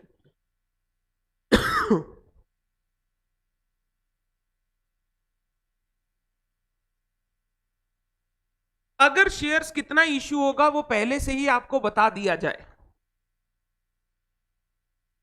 लिखेंगे CRR is equal to face value of preference shares redeemed, हमारे example में कितना था? 9 lakh, minus face value of new shares issued, हमारे example में कितना था? 5 लाख, और 9 से 5 गया तो कितना बचा? 4 लाख। 4 लाख का क्या बनेगा? CRR बनेगा। Face value of preference shares redeemed minus face value of new shares issued. मान लो मैंने शेयर की जगह डिबेंचर इशू किया, डिबेंचर कैपिटल का पार्ट कैसे है? कैपिटल का पार्ट नहीं है, तो मेरे को सीआरआर पूरा 9 लाख का बनाना पड़ेगा। अगर मैं डिबेंचर इशू करूंगा तो मेरे को सीआरआर तब भी बनाना पड़ेगा। सर आप एक बात बताइए, हम पैसा लेके आए, डिबेंचर से पैसा लेके आए और उसको प्रेफरेंस शेयर होल्डर को पेमेंट किए, क्रेडिटर को क्या प्रॉब्लम है? सर इससे प्रॉब्लम है, सोचना क्या प्रॉब्लम है। इस बार तुमने एग्जिस्टिंग एसेट को तो नहीं हिलाया, बट क्रेडिटर के साथ एक आदमी को खड़ा कर दिया। एक इंसान को मान लो तुम एक बर्थडे पार्टी में गए हो, तुम केक को देख रहे हो गंदी नजरों से, तुमको केक खाना है, तुम देखे कितने आदमी है? 10 आदमी, तो तुम दिमाग में सोचे डिवाइडेड बाई 10 करेंगे, मेरे को इतना हिस्सा मिल जाएगा। अब तुमको दिक्कत कब होगा, ध्यान से सुनना। या तो तुमसे पहले कोई केक खाना शुरू कर दे तो तुम्हारे लिए कम केक बचेगा, या फिर कोई नया लोग आके तुम्हारे साथ खड़ा हो जाए तो भी तो तुमको केक कम मिलेगा। क्रेडिटर को सिर्फ इस चीज से प्रॉब्लम नहीं है कि भैया एग्जिस्टिंग एसेट आप यूज कर रहे हो, क्रेडिटर को इस चीज से भी प्रॉब्लम है कि अगर कोई नया आदमी आके मेरे साथ खड़ा हो गया तो उसको भी तो पैसा मिलेगा। सेम एसेट में अगर ज्यादा लोग आके खड़े हो गए तो मेरा फ्यूचर में रिस्क बढ़ेगा कि नहीं बढ़ेगा, बढ़ेगा। तो क्रेडिटर उससे भी कंसर्न है। क्रेडिटर बोल रहे हो लोन लाके पैसा दिए तो चलो तुमने एग्जिस्टिंग एसेट यूज नहीं किया, बट कंपनी के एग्जिस्टिंग एसेट पे बर्डन तो बढ़ गया ना। अगर बर्डन बढ़ गया तो मेरे को फ्यूचर में पैसा मिलेगा या नहीं मिलेगा, हमको अभी भी टेंशन है। तो डिबेंचर लाके लोन लेके अगर आप कभी भी पैसा रिडीम करोगे तो भी आपको सीआरआर पूरा बनाना पड़ेगा। सिर्फ शेयर इश्यू करोगे ना तो सीआरआर नहीं बनाना पड़ेगा। सर शेयर इश्यू में क्यों नहीं बनाना पड़ेगा? तुम बच्चे की पार्टी में गए, ठीक है, अब तुम देखे बच्चे तो आए हैं, साथ साथ उनके पेरेंट्स भी आए हैं। तुमको पेरेंट्स से प्रॉब्लम नहीं है, पता है क्यों? बोला जानते हैं केक जब मिलेगा ना पहले बच्चा लोग को मिलेगा, अगर बच्चा लोग में खत्म हो जाएगा तो पेरेंट्स तो नहीं खाएंगे। कभी ऐसा होता है क्या कि बच्चा लोग को नहीं खिलाए पेरेंट्स ठूस रहे हैं? वो बड़े बड़े लोगों में होता है, उनको बच्चों से मतलब ही नहीं है। बट नॉर्मल में अगर तुम देख रहे हो दो ठो पेरेंट और आ गए, बच्चा नहीं है साथ में बट दो ठो पेरेंट आ गए, तुम घबराओ मत, क्योंकि तुमको पता है पहले बच्चे को मिलेगा उसके बाद पेरेंट्स लोग खाएंगे, तो मेरे खाने पे कोई प्रॉब्लम। वैसे ही शेयर्स के साथ है। क्रेडिटर क्या बोलता है? बोलता है अगर नया शेयर होल्डर आ रहा है ना हमको टेंशन नहीं है, क्योंकि पहले पैसा तो पूरा हमको मिलेगा, जब तक हमको नहीं मिलेगा तब तक शेयर होल्डर को मिलेगा ही। शेयर होल्डर मेरे पीछे खड़ा है, मेरे साथ खड़ा नहीं हो सकता। अगर मेरे साथ खड़ा नहीं है तो हमको टेंशन लेने का बात।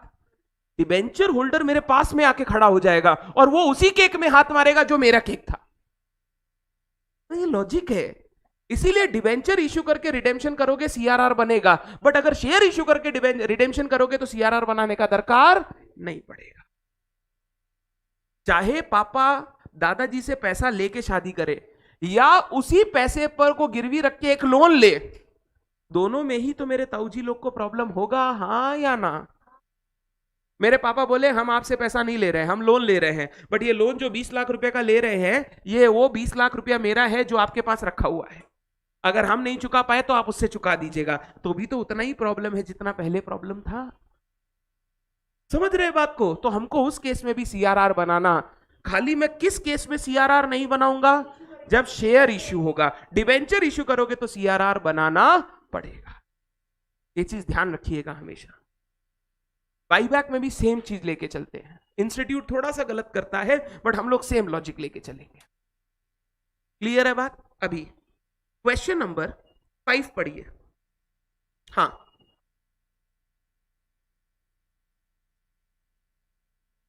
नहीं अगर सीआरआर नहीं बनाना है तो यहां पे हम लोग क्या सारा नया शेयर से रिडीम कर रहे हैं कि out of both? Case change हो गया ना। वहां पे था क्या कर रहे हैं? Fully out of issue of, मतलब हमको सीआरआर नहीं बनाना है, मेरे पास रिजर्व्स नहीं है। इन दैट केस मेरे को पूरा कैपिटल रिप्लेस करना होगा, बट यहां पे तो हम कुछ रिजर्व्स भी यूज करेंगे और कुछ कैपिटल भी यूज करेंगे, तो इन दैट केस जितना कैपिटल आगे आ गया, जो नहीं आया उसका क्या बनेगा? सीआरआर बनेगा। आइए क्वेश्चन नंबर 5 पढ़िए अच्छे से, ये एग्जाम में आया हुआ क्वेश्चन है।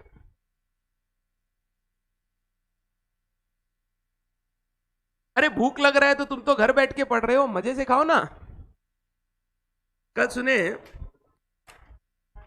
पॉकेट हल्का हुआ है किसी का, भगवान बचाए रखे।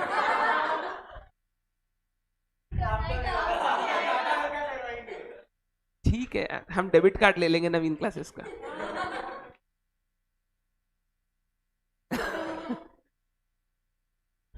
चलो, हाँ अरे यार अभी मैं बहुत सारा पेंडिंग, इतना काम पड़ा हुआ है ना।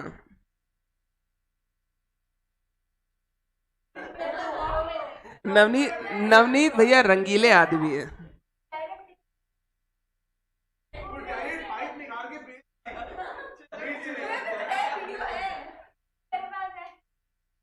मेरा जैसा आदमी हो तो कोल भी मुंह में डाल दे ले।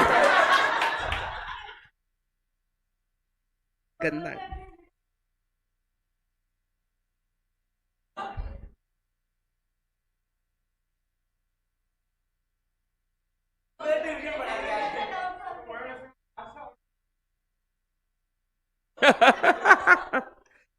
चलिए, अच्छा बात है।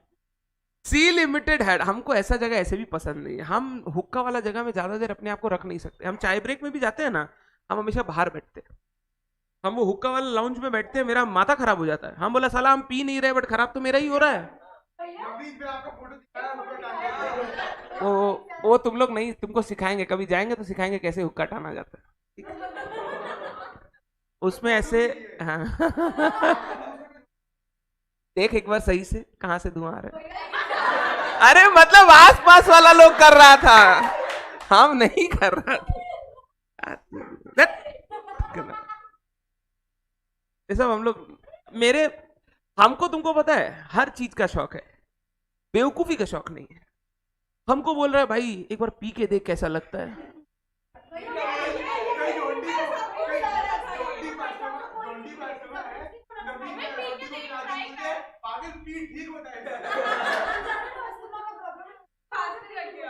खांसने लगे।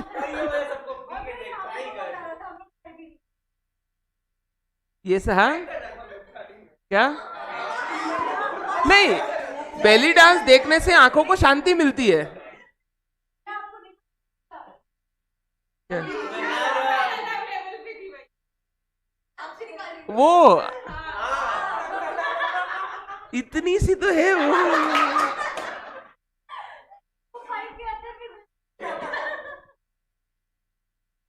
ये सब क्या है ना, पीजी कल्चर का। वो अच्छी लड़की है, पढ़ने में भी तेज है, वो दिमाग है उसके पास, वो बहुत दिमाग वाली लड़की है, बट मेरे को यही डर है वो परफॉर्म नहीं कर पाएगी, नहीं परफॉर्म कर पाएगी। PG culture. हम तो कोई भी पेरेंट को नहीं बोलते आप अपने बच्चे को भेजिए कहीं बाहर पढ़ने, कुछ भेजने का दरकार नहीं है। जब सारा लाइव ऑनलाइन क्लास है, बच्चा खाली नाटक करता है, पता है तुम लोग को सबको एक नाटक हो गया है कि नहीं जाके ही पढ़ेंगे। क्यों? मौज मस्ती चाहिए, हंसी ठहाटा चाहिए, जाके पढ़ेंगे। ऐसा कुछ ज्यादा कम समझ में नहीं आता है, डेडिकेशन होना चाहिए इंसान के अंदर। बहुत लोग ना हम लोगों से, मतलब जितना हम लाइव क्लास में बच्चा पढ़ाता है उसका 5 गुना हम पेन ड्राइव बेचता है, तो 5 गुना लोग तो पेन ड्राइव में पढ़ रहा है और उससे भी रैंक आता है, उससे भी बच्चा अच्छा मार्क्स लाता है। सब डेडिकेशन के ऊपर डिपेंड करता है। अब बच्चा रहता है आसाम में, कलकत्ता आके पढ़ रहा है, हम बोला आज के दिन यार सब फैसिलिटी अवेलेबल है, तुम बोलो 2 दिन 3 दिन 5 दिन के अंदर पेन ड्राइव तुमको डिलीवर हो जाएगा, तुम घर बैठ के अपना पढ़ाई करो। आओगे, पीजी का खर्चा दोगे, पीजी में आने के बाद 1 महीना तो इंसान को जिंदगी देखने में लग जाता है। वो जो बोला ना क्या कि कॉलेज में गया, पहला साल शुरू हुआ, गांजा फूका, साल खत्म हो गया। वैसा ही होता है, वैसे, हाँ वैसा ही होता है। मतलब गजब चीज, गांजा फूके साल खत्म। अरे लिटरली हम तुमको बोल रहे हैं कि हुक्का हुक्का कुछ नहीं है, लोगों के हाथ में गांजा आ चुका है, and people are doing this.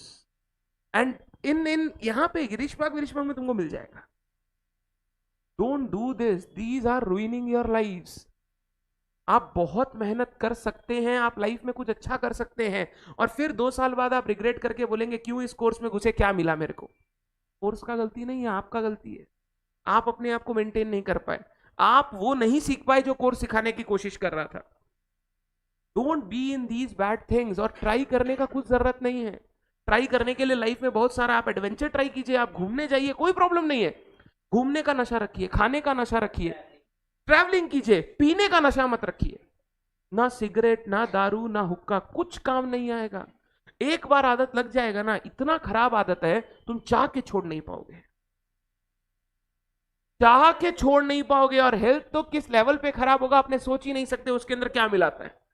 लोग बोलते हैं ना बाहर का खाना मत खाइए खराब होता है, अरे उससे जितना खराब होता है उसका 10 गुना एक सिगरेट पीने से खराब होता है। आप कोई भी चीज कीजिए, आप नशा मत रखिए। जो आदमी नशे में इंडल्ज हो जाएगा ना, वो लाइफ में तड़प तड़प के, जिसको मरना बोलते हैं ना, तड़प तड़प के मरना। नहीं मिला तो तड़प तड़प के मरेंगे क्योंकि नहीं मिला, और मिल गया तो भी तड़प तड़प के मरेंगे। आप कुछ भी कीजिए, नशा छोड़ दीजिए।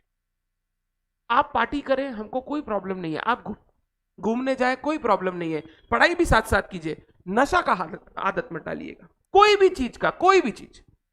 हमारे वेस्ट बंगाल में तो ये कल्चर है, बंगाली लोग में 8 साल की उम्र, 10 साल की उम्र, 12 साल की उम्र, क्योंकि घर पे वो कल्चर रहता है, बच्चे की गलती नहीं है। आज कोई बच्चा अगर, मैं गाली कहां से सीखा? मेरे पापा से सीखा। और इसमें मैं झूठ नहीं बोलूंगा, क्योंकि हमारे घर पे पापा लोग बिजनेस का जब फोन पे बात करेंगे तो बिना गाली के बात होगा ही नहीं। द फर्स्ट गाली I learn was from my home. हाँ, और वो लगने लगता है हाँ भाई क्या मस्त है। मैंने पहली गाली अपने घर से सीखी है। इसका मतलब ये नहीं मेरे पापा ने मेरे को सिखाया, it was because of his problems he used to give slangs at home. मतलब फोन में बात करते करते उससे हम सीख गए, हम सीख गए। अब किसी के पापा अगर पान पराग खाएंगे, वो बच्चा किसी दिन पान पराग खा लेगा तो पापा के पास ना हिम्मत नहीं रहेगा ये बोलने का कि तुम क्यों खा रहा है। वो बोलेगा पापा आप खाते थे, हमको लगा कोई प्रॉब्लम नहीं है, हम भी खाने लग गए। ये कल्चर है। आप यहां पे देखेंगे क्लास 8-9 का बच्चा सिगरेट पिएगा दुकान से लेके, है तो। और हमारा देश का कानून इतना कमजोर है कि वो रोक नहीं पा रहा है, इतना कमजोर। अब हम बोलेंगे एक एक को कैसे जाके देखे। आप दुकान वाले को बोलिए बेचेंगे तो तुमको मारेंगे हम, जब तक वो बेचेगा नहीं तब तक पहुंचेगा नहीं, पहुंचेगा नहीं तो पिएगा कैसे? ऐसा थोड़ी हर बच्चा अपने पापा के पॉकेट से चुरा के लाता है, ले सिगरेट पीते, पापा के पॉकेट से लाया। पापा 2 दिन में समझ जाएंगे गायब कैसे हुआ। क्योंकि जो आदमी पीता है ना उसको काउंट रहता है उसके पास कितना है, क्योंकि उसको खरीदना है, रीऑर्डर लेवल सब उसको पता है, ही नोज एवरीथिंग। नशे का आदत मत डालिएगा। आप पीजी पे रहते हैं एंड पीजी, मैं आपको बोल रहा हूं, कचरा खाना बोलते हैं हम लोग। मैं कचरा खाना बोलता हूं पीजी को। कचरा खाना इसलिए नहीं कि वहां गंदगी वो वहां आपकी लाइफ खराब हो रही है। And you are not realizing this now, you will be realizing 5 years down the line. आज पीजी में प्रॉब्लम क्या है? 50 बच्चा है, हाँ, साल में कितना वीक होता है? 52 वीक होता है। हर वीक में किसी ना किसी का बर्थडे आएगा। एक बर्थडे का प्रिपरेशन के लिए 2 दिन पहले, 2 दिन बाद में हैंगओवर उतारने के लिए 2 दिन का प्रिपरेशन करेंगे, फिर एक दिन बर्थडे में पूरा दिन सज धज के जाएंगे, मजा करेंगे, फिर उस दिन थक जाएंगे तो 2 दिन हमको वापस सोना है क्योंकि हैंगओवर नहीं उतर रहा है। हर वीक में 2-3 दिन तो खाली बर्थडे में चला जाता है। आप ऐसी लाइफ जिएंगे तो आप कैसे सस्टेन कर पाएंगे लाइफ में? जो लाइफ हम लोग 2000-5000 से चला सकते हैं, पीजी में आने के बाद 20,000 भी कम पड़ने लग जाएगा धीरे धीरे। धीरे धीरे, इनिशियल नहीं पड़ेगा बट धीरे धीरे धीरे धीरे देखते जाओगे, कब पैसा हाथ से छूटेगा पता नहीं चलेगा। I don't like PG culture. मैं उस ये जो अपना ये ना क्या बोलते हैं, ये वाला गली कौन सा है, पांडे चाय वाला गली, करे जो भी, मेरे को उस गली में जाना, मैं उस खाली चाय पीने उस गली में जाता हूँ। मैं उस गली में जाता हूँ ना, मेरा आंख कान बंद हो जाता है, मैं कुछ देखता नहीं, कुछ सुनता नहीं। ऐसे बच्चे हैं ना वहां पर, हम आपको बोल रहे हैं ऐसे बच्चे, वो सट्टा लगाते हैं हजारों रुपए का, उनके पास पैसा कहां से आता हमको पता नहीं है। आईपीएल जब होता है ना, वो लोग वहां बैठ के सट्टा खेलते हैं, वहां बैठ के सट्टा मतलब हमको ये सोचो तुम, कहां से पैसा आ रहा है, कहां पैसा जा रहा है। बाप माँ पैसा भेज रहा है, मेरा बच्चा है, खा रहा है कि नहीं खा रहा है, बैठा है कि वो बच्चा क्या कर रहा है। हम लोग ना ये सब चीजों से बहुत जल्दी अट्रैक्ट होते हैं। कोई आदमी, आजकल का कल्चर कैसा है, मैं अगर तुमको 2 मिनट ज्ञान दूंगा ना, तुम बोलेगे भाग साला ज्ञान दे रहा है। हाँ, ये कल्चर है आज का।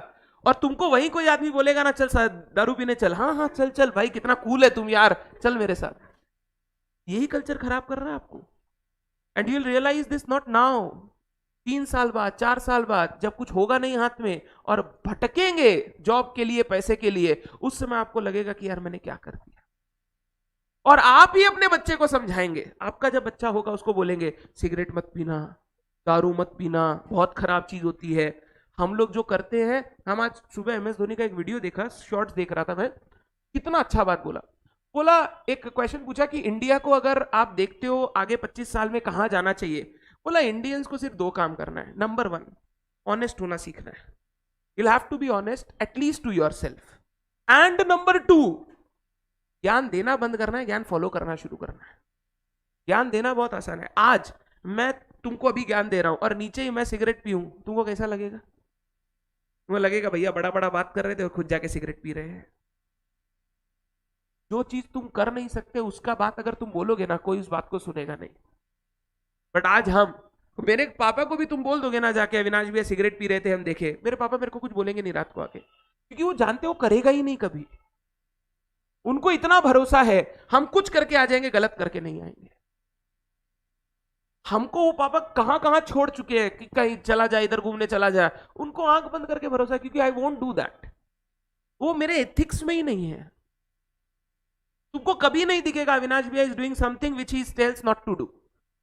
मैं कभी मना किया गाली देने के लिए? आप देते हो दोस्त के साथ, मेरे को कोई प्रॉब्लम नहीं है, क्योंकि वो बुरी आदत नहीं है, वो बस एक तरीका है दोस्तों को ग्रीट करें। एंड ऐसा थोड़ी है कि आप कहीं मंदिर में गए और गालियां शुरू कर दी, कभी ऐसा किया है? वो गलत है। अब यार 4 दोस्त मिला है, एक दो को मजाक करके बोल दिया, उसमें कोई गलती थोड़ी है, कुछ नहीं गलती है। और ये करते हो तो ये गलत नहीं है भाई, ये नॉर्मल है। बट वहीं उन 4 दोस्तों के साथ या किसी मातम में गए हो, किसी मंदिर में गए हो और वहां बैठ के तुम अभद्र व्यवहार कर रहे हो, तो गलत है ना वो बात। हर चीज का आजकल गलती, गलत चीज बदल गया है, नियम बदल गया है। आप आज मैं मोटा हूं, मैं पिज्जा खाऊंगा, गलत। मैं गलती क्या चीज है मेरी कि मैं अपने आप पे काम नहीं कर रहा हूं, वर्कआउट नहीं कर रहा हूं। बट इसका मतलब ये नहीं है कि मैं कोई घोर अपराध या घोर गलत कर रहा हूं, एथिक्स के अगेंस्ट कर रहा हूं, मोरल के अगेंस्ट कर रहा हूं। यार हम बाहर का खाए बिना रह नहीं सकते, हमको दिन में एक बार बाहर का खाना चाहिए। कुछ भी चीज नहीं खाता हूं मैं, मेरे को चीज पसंद है, मेरे को कुछ खाना चाहिए बाहर का, और उसमें कोई प्रॉब्लम नहीं है। अब यही अगर मेरे एथिक्स के खिलाफ मैं कुछ कर रहा हूं, वो गलत है। आप लोग पीजी में रह रहे हैं, वो गलती नहीं है आपकी, बट आप उस कल्चर में ढल जा रहे हैं और अपने आप को खराब कर रहे हैं, अपने मोरल वैल्यूज को भूल रहे हैं, ये बहुत गलत है। यही सोचो, खाली कोई भी चीज करो ना, उससे पहले ये सोचो कोई तुम्हारे साथ करता तो तुमको कैसा लगता। आज बहुत जन होते हैं मजाक कर लेते हैं बट मजाक सह नहीं पाते। मेरा सिंपल रूल है, अगर हम कोई मजाक सह नहीं सकेगा तो वैसा मजाक हम दूसरे से करेगा नहीं। हम कभी भी किसी को गलत बात नहीं बोलेगा जो बात गलत मेरे को लगता है। हाँ, अगर कोई दूसरा सामने वाला और सेंसिटिव है तो मेरे को और उसका लेवल कम करना पड़ेगा कि इससे और कम मजाक करूं। हम कभी उस आदमी के साथ मजाक ही नहीं करेंगे जिसको देख के मेरे को लग जाएगा कि भाई ये रो देगा। हमको उस जगह जाना ही नहीं है, हम क्यों किसी को खराब फील कराएं। प्लीज कुछ भी कीजिए लाइफ में, नशा मत कीजिए, कोई भी चीज का नशा मत रखिए। नशे के बाद ना इंसान अपना कंट्रोल खो देता है, और जब इंसान कंट्रोल खो देता है ना, उसके बाद उसके साथ क्या हो रहा है या वो किसी के साथ क्या कर रहा है, उसके कोई पैरामीटर्स नहीं बचते, एंड तब से प्रॉब्लम शुरू होती है। कुछ भी कीजिए आप लाइफ में, बस नशा मत कीजिए। हम लोग जैन से हैं, हम लोग को तो बचपन में हमारे जो महाराज जी होते हैं वो बचपन में शपथ दिला देते हैं, 2-3 चीज की शपथ दिला देते हैं। कभी नशा नहीं करूंगा, कभी सुसाइड नहीं करूंगा, नशा नहीं करूंगा, सुसाइड नहीं करूंगा, मांस अंडा मछली ये सब नहीं खाऊंगा। ये 3 चीज का हमारा शपथ बचपन से लिया हुआ रहता है। एंड आज तक तो मेरा 30 साल का उम्र हो गया, मैंने आज तक टच नहीं की। हाँ, केक जरूर खाता हूं, झूठ नहीं बोलूंगा, केक में होता है तो मैं खा लेता हूं, केक मैं जरूर खाता हूं, बट तो भी अगर मेरे को दिख जाता है तो मैं अवॉइड कर देता हूं कि आज मेरे को नहीं चाहिए, मैं अवॉइड कर दूंगा। अब जैसे मैं दुबई गया, अब वहां पे जो भी चीज रखा हुआ है वो केक में कुछ ना कुछ होगा ही, वो कुछ ग्लूटेन लिखते हैं, कुछ लिखते हैं, अब उस पर कंट्रोल नहीं हो सकता। बट वो अंडा दिख रहा है, ऑमलेट दिख रहा है, मैं हाथ नहीं लगाऊंगा। मेरे सारे दोस्त खाते हैं, I have never touched it. खुद का मोरल वैल्यूज होता है यार इंसान का। तुम बोलोगे सर हम तो उनके साथ ही रहते हैं तो हम क्या करें। इंसान अपने चरित्र से दूसरे को बदल सकता है, जो दूसरे के चरित्र से अपने को बदल ले फिर वो इंसान पे कंट्रोल नहीं है अपने। आप ऐसा चरित्र बनाइए कि दूसरे लोग आपको देख के इंस्पायर होकर बदल जाए कि यार हमको ऐसा बनना है। ऐसा चरित्र मत बनाइए जो दूसरे को देख के हमेशा बदल जाता है। कुछ लोग ऐसे होते हैं, तुम्हारे साथ बात करेगा तो अलग तरीके से, दूसरे के साथ बात करेगा, वो बहुत वर्सटाइल लोग होते हैं, हर जन के साथ ढल जाते हैं। क्या वो कॉर्पोरेट पर्सनालिटी बोलते हैं हम लोग। कॉर्पोरेट पर्सनालिटी क्या होती है? हर जन का चाट सकता है वो कुछ भी कर सकता है वो। हाँ, कुछ लोग ऐसे होते हैं जो कॉर्पोरेट से आए हुए लोग होते हैं ना, तुम उनको देखोगे वो हर जन के साथ अलग तरीके से बात करेगा। वो तुमको बात करेगा, तुमको अगर मान लो एक्स चीज अच्छा लगता है तो तुम्हारे सामने बोलेगा ये एक्स अच्छा है, डबल फेस। दूसरे के सामने नहीं नहीं ये मत कर, ये बहुत बेकार है। ऐसा इंसान से राय मत लेना कभी भी, वो राय कभी सही दे ही नहीं सकता। वो कैसे इंसान होते हैं पता है? जो पहले तुमसे पूछेंगे तुमको क्या अच्छा लगता है, फिर तुमको बताएंगे हाँ यही सबसे बेस्ट है। तुमसे पूछ के अगर हम तुमको बता रहे हैं यही बेस्ट है, तो हम तो क्या कर रहे हैं? हम कुछ नहीं कर रहे, हम तुमको खुश करने का कोशिश कर रहे हैं कि तुम मेरे से दुखी ना हो, वही कर ले। कुछ ऐसे बच्चे मेरे पास आते हैं, वो बच्चे क्या सोच के आते हैं पता है? डेफर करना है, मेरे से आके सिर्फ साइन करवाना चाहते हैं, सर कर लेना, हम कभी नहीं बोलेंगे डेफर करना है। तो वो क्या करेगा, मेरे से सुना, हम बोले नहीं कर रहे हैं, मेरे से कुछ नहीं हुआ यार, सर तो वो बोल रहे जो हम सोचे नहीं। तो भाई हम कैसे बोल दें, जब वो गलत है तो गलत है, चाहे तुम करो चाहे हम करें, वो दोनों ही गलत है। हम तुमको कभी नहीं बोलेंगे, हाँ तुम्हारा प्रॉब्लम सुने, तुम बोले सर मेरा हुआ नहीं, घर पे ये प्रॉब्लम आ गई, हम पढ़ नहीं पाए, मेरा कुछ कवर नहीं हुआ है, तो हम बोलेंगे चल यार कर दे। बट एक नॉर्मल सर्कमस्टांस में तेरे पास 2 महीना बाकी है, तुम एक ग्रुप भी दे सकता है, तुम क्यों डेफर करेगा? बट कुछ कुछ इंसान तुम देखेगा, हाँ करो, तुम बहुत अच्छा कर सकते हो, तुम्हारा तो रैंक आ जाएगा, फिर देखे नेक्स्ट टाइम में तुम फेल हो गए। फेल हो गए तो बात नहीं करेंगे, अब तुमसे कोई बात नहीं करेगा, वो जो करना है करो। कभी भी राय ऐसी इंसान से ना ले, और खुद भी ऐसा इंसान बनने से बचे कि 2 जन को 2 अलग राय दे रहे हैं। जो पी रहा है उसको बोल रहे हैं हाँ यार ये बहुत अच्छी है, पी और पी, और जो नहीं पी रहा है ये बहुत खराब है, मत पी। ये ऐसा इंसान नहीं बनना है। अगर आपके एथिक्स है, आपके वैल्यूज है, तो अगर वो गलत एक्स कंडीशन में है तो वो गलत वाई कंडीशन में भी है। दारू पीना अगर इंडिया में गलत है तो मैं दुबई में हूं तो वहां पे भी गलत है, मैं वहां पे भी नहीं पीऊँ, चाहे वहां का माहौल कैसा भी हो, हमको उससे मतलब नहीं है, हम हाथ नहीं लगाएंगे उस चीज को। ऐसा इंसान बनना जरूरी है।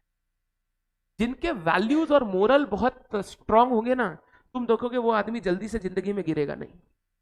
उसकी जिंदगी में कुछ खराब भी हो जाएगा ना, वो आदमी अटल खड़ा रहेगा कि आज खराब हो गया कल ठीक कर लेंगे, क्योंकि उसमें उतना पेशेंस है कि वो अपने आप को कोई भी कंडीशन में सेम तरीके से होल्ड कर सकता है। बहुत लोग बोलते हैं सर ट्राई करने के लिए पी लिए थे, अब सर नहीं पिएंगे। एक बार जब ट्राई करने का लत लग गया ना, एक बार वो हाथ में आ गया ना, तो तुम्हारा सरकमस्टांस बस वैसा होना चाहेगा कि तुम्हारे पास वो वापस आए। लाइफ में ऐसा बनने का कोशिश करो। मेरे को कभी भी कोई भी तुम देखना, तुम कभी भी नोट भी करोगे, कोई लड़का लड़की साथ है उससे भी मेरे को प्रॉब्लम नहीं है, कोई लड़का लड़की बात कर रहा है, कोई लड़का लड़की घूम रहा है, कोई लड़का लड़की का रिलेशन है, मेरे को सबसे कोई प्रॉब्लम नहीं है। बस एक हद है, उस हद को पार मत करना। ऐसा मत कर रहे ना कि कल तुमको छूटे तो तुमको रोना धोना पड़े जिंदगी में, छूटे तो नेक्स्ट दिन ऐसे वापस ready for the new one. हाँ इसमें कुछ नहीं है, be ready for the new one, दोनों के लिए रेडी, लड़का के लिए लड़की के लिए। अबे क्यों रोगे तुम, हो गया, नहीं होना था, नहीं मैच हुआ, बात खत्म हो गया। उसको लिए बैठ के तुम 2 महीना 3 महीना खराब कर रहे हो, गलत गलत काम कर रहे हो, क्या फायदा उसका? हाँ कबीर सिंह बनने का दरकार नहीं है तुमको। वो ठीक फिल्मों में ही अच्छा लगता है, वो गाने ही अच्छे लगते हैं, रियलिटी वो अच्छा नहीं है। इतना पिएंगे ना, किडनी विडनी छोड़ो, कुछ नहीं टिकेगा तुम्हारे लाइफ में। हाँ वो उसका कर वो ठीक है, कुछ लोगों को पसंद है तो उस पर हम बोलेंगे नहीं ज्यादा, बट ज्यादा लाइफ हमारा खराब कर रहा है ये फिल्म और ये वेब सीरीज। ऐसा ऐसा बात दिखा देता है ना जो प्रैक्टिकली पॉसिबल ही नहीं है। को 50 लाख का हार गिफ्ट किया, कर दिया, हमारे पास नहीं है 50 लाख। क्या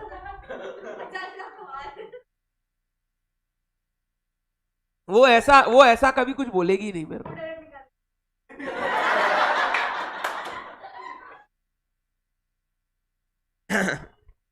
छोड़ो, हम दुनिया के सेफेस्ट बैंक में पैसा रखते हैं, कोई हाथ भी नहीं लगा सकता वहां।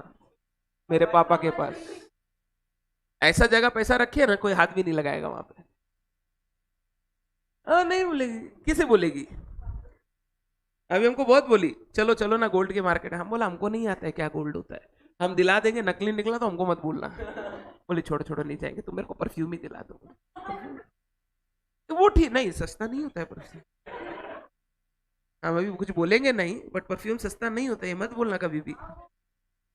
हाँ वो लेने पे होता है, अलग अलग पे अलग अलग डिपेंड। हम लोग तो हवा उड़ाते हैं इंडिया में, तो मतलब इंडिया में हम देखा है जितने भी हम लोग ये डिओड्रेंट की बोतल खरीदते हैं ना, सब बेकार है। अरे मतलब सब बेकार है, सब में स्पिरिट ही स्पिरिट है, कुछ है ही नहीं। बस हम लोग सुबह सुबह लगा के खुश हो जाते हैं, चलो लगा लिए। हाँ वो सब वो वहां तक आना भी नहीं पड़ता है, बेकार है। हाँ ठीक है दे दूंगा, मेरे पास है बहुत सारे। ठीक है, एक दिन आदमी को खड़ा करेंगे, तुम लोग आएगा सबको छिड़कवा देंगे। लाए तो तुम लोग को सरप्राइज देंगे, अभी नहीं बताएंगे, ठीक है? एग्जाम के बाद बोल देती, रिजल्ट बहुत दूर हो गया। चलो, कौन बोला? ओ, रिजल्ट उनका नहीं आया अभी तक, 6 तारीख हो गया।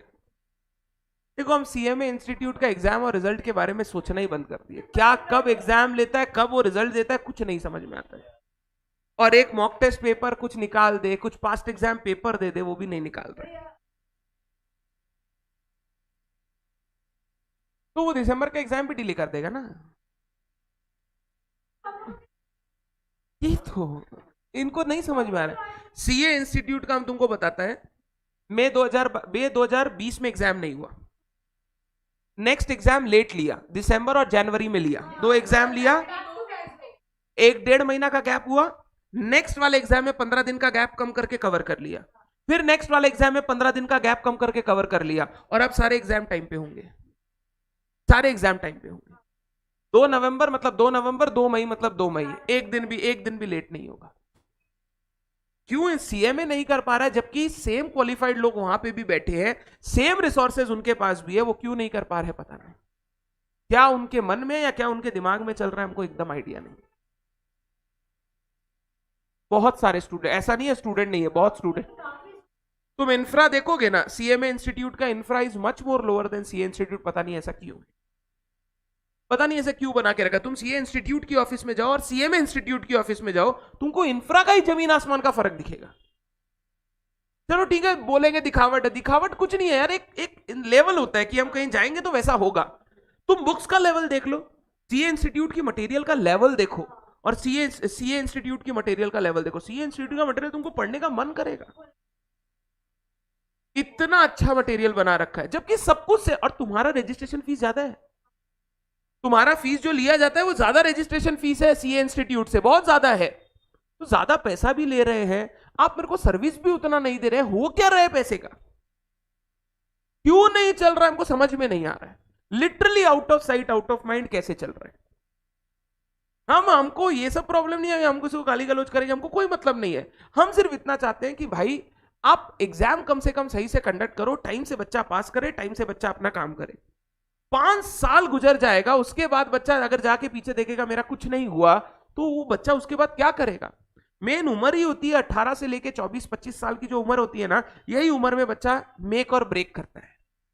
इसके बाद आप बोल सकते हो 50 साल की उम्र में भी लोग सक्सेसफुल होते हैं, वो बहुत कम एग्जाम्पल्स दिखेंगे। बट जो 18 से 25 में मेहनत करता है ना, उसमें सक्सेसफुल होने का रेट बहुत हाई है। और इसी 5 साल में अगर मेरा ऊपर नीचे ये एग्जाम नहीं ले रहा है, ये नहीं कर रहा है, वो नहीं कर रहा है, पास नहीं हो रहा है, उल्टा पुल्टा हो रहा है, तो क्या फायदा है उसमें? अभी भी ऑफलाइन कर सकता है, इसमें कोई मेरे को तो प्रॉब्लम नहीं दिखता। मेरे को तो एकदम सिंपल दिखता है, offline exam can be taken very easily.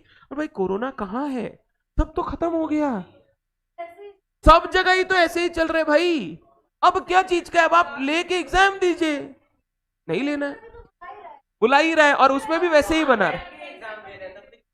Global standards achieve करने से नहीं होता, global level of knowledge achieve करना पड़ता है। आज भी इंडिया का सीए सीएमए किसी भी जगह पर बैठता है ना, he is much more knowledgeable than others. सबसे बड़ा तो हमारे खून में क्या है, हम लोग सब कुछ माइंड में कैलकुलेट कर लेते हैं। एक बार प्रोफेशनल बनने के बाद 2-3 साल काम कर लोगे ना, तुम देखोगे इंडियन बंदे ज्यादा तेज पढ़ेंगे बाहर वाले बंदों से। बाहर वाले बंदों में क्या है, प्रेजेंटेशन है, वो 10 ठो इंग्लिश में बोल सकता है, हो सकता है हम लोग ना बोल पाए, बट जितना दिमाग हमारा तेज चलता है उनका नहीं चलता है। इसीलिए जितनी भी बाहर की कंपनीज है, सारा का सारा लेबर यही अपॉइंट करती है। जितने भी लोग काम करने के लिए अपॉइंट करती है, सारा यही होता है, रिपोर्टिंग सारा काम यही होता है, अकाउंटिंग सारा यही होता है। क्यों बोलते हैं, कम दाम में ज्यादा अच्छे बंदे हमको यहां मिलेंगे, वहां इतने अच्छे बंदे खोजेंगे तो हमको बहुत पैसा पेमेंट करना पड़ेगा। हमारी इज्जत है, बट इंस्टीट्यूट ही कुछ गलत कर रहा है। Same happened with CS institute, वो भी अपना गलत किया, पेपर पैटर्न वैपटर्न उल्टा पुल्टा कर दिया, उसका भी वैसे ही हो गया। सीएमए इंस्टीट्यूट का भी वही होगा। बच्चा बोल रहा है जब इतना ही मेहनत कर रहा है, तुम लोग तो पढ़ते सारा सीए के साथ हो क्लास में, साला सीए नहीं कर लेते तुम? सोच के देखो तुम्हारे अंदर क्या कमी है जो तुमको लगता है तुम सीए नहीं कर सकते। एक आलस है, सीएमए वाले बच्चों में आलस होता है। आप देखोगे सीए वाले बच्चे और आप में एनर्जी का लेवल का ना फर्क होगा। आप कभी देखना, नोट करना, यू विल नोट। हम लोग तो रोज पढ़ाते हैं, वी नोट दिस। मैं उस क्लास में 2.5 घंटा भी पढ़ाऊंगा ना, वो बच्चा वैसे का वैसे बैठा रहेगा। तुम्हारी क्लास में 2 घंटा से ऊपर होते ही मूल उतर जाएगा, क्या कर रहे हैं, सब छोड़ेंगे, टाइम तो हो गया था ना। ये एनर्जी का फर्क है। और जिस बच्चे में एनर्जी रहती है ना, हम उनको बोलते हैं सीए कर लो। जैसे कुछ बच्चे हैं जो सीए में पास कर चुके हैं, अभी सीए कर रहे हैं, एक ग्रुप हो गया, 2 ग्रुप हो गया, इंटर क्लियर हो गया, वैसा है। मतलब वो सीए में दिया, 6 महीना 8 महीना का ब्रेक लेके सीए का पढ़ा, अब सीए इंटर भी क्लियर कर लिया। मतलब उस बच्चे में पोटेंशियल था कि नहीं था, और बोला भैया हम सभी तो साथ में पढ़े हैं, उनके मतलब जितना ज्ञान उनको उतना ज्ञान हमको, हमको सिर्फ प्रैक्टिस ही तो करना है, कर लेंगे प्रैक्टिस, मेहनत कर लेंगे थोड़ा।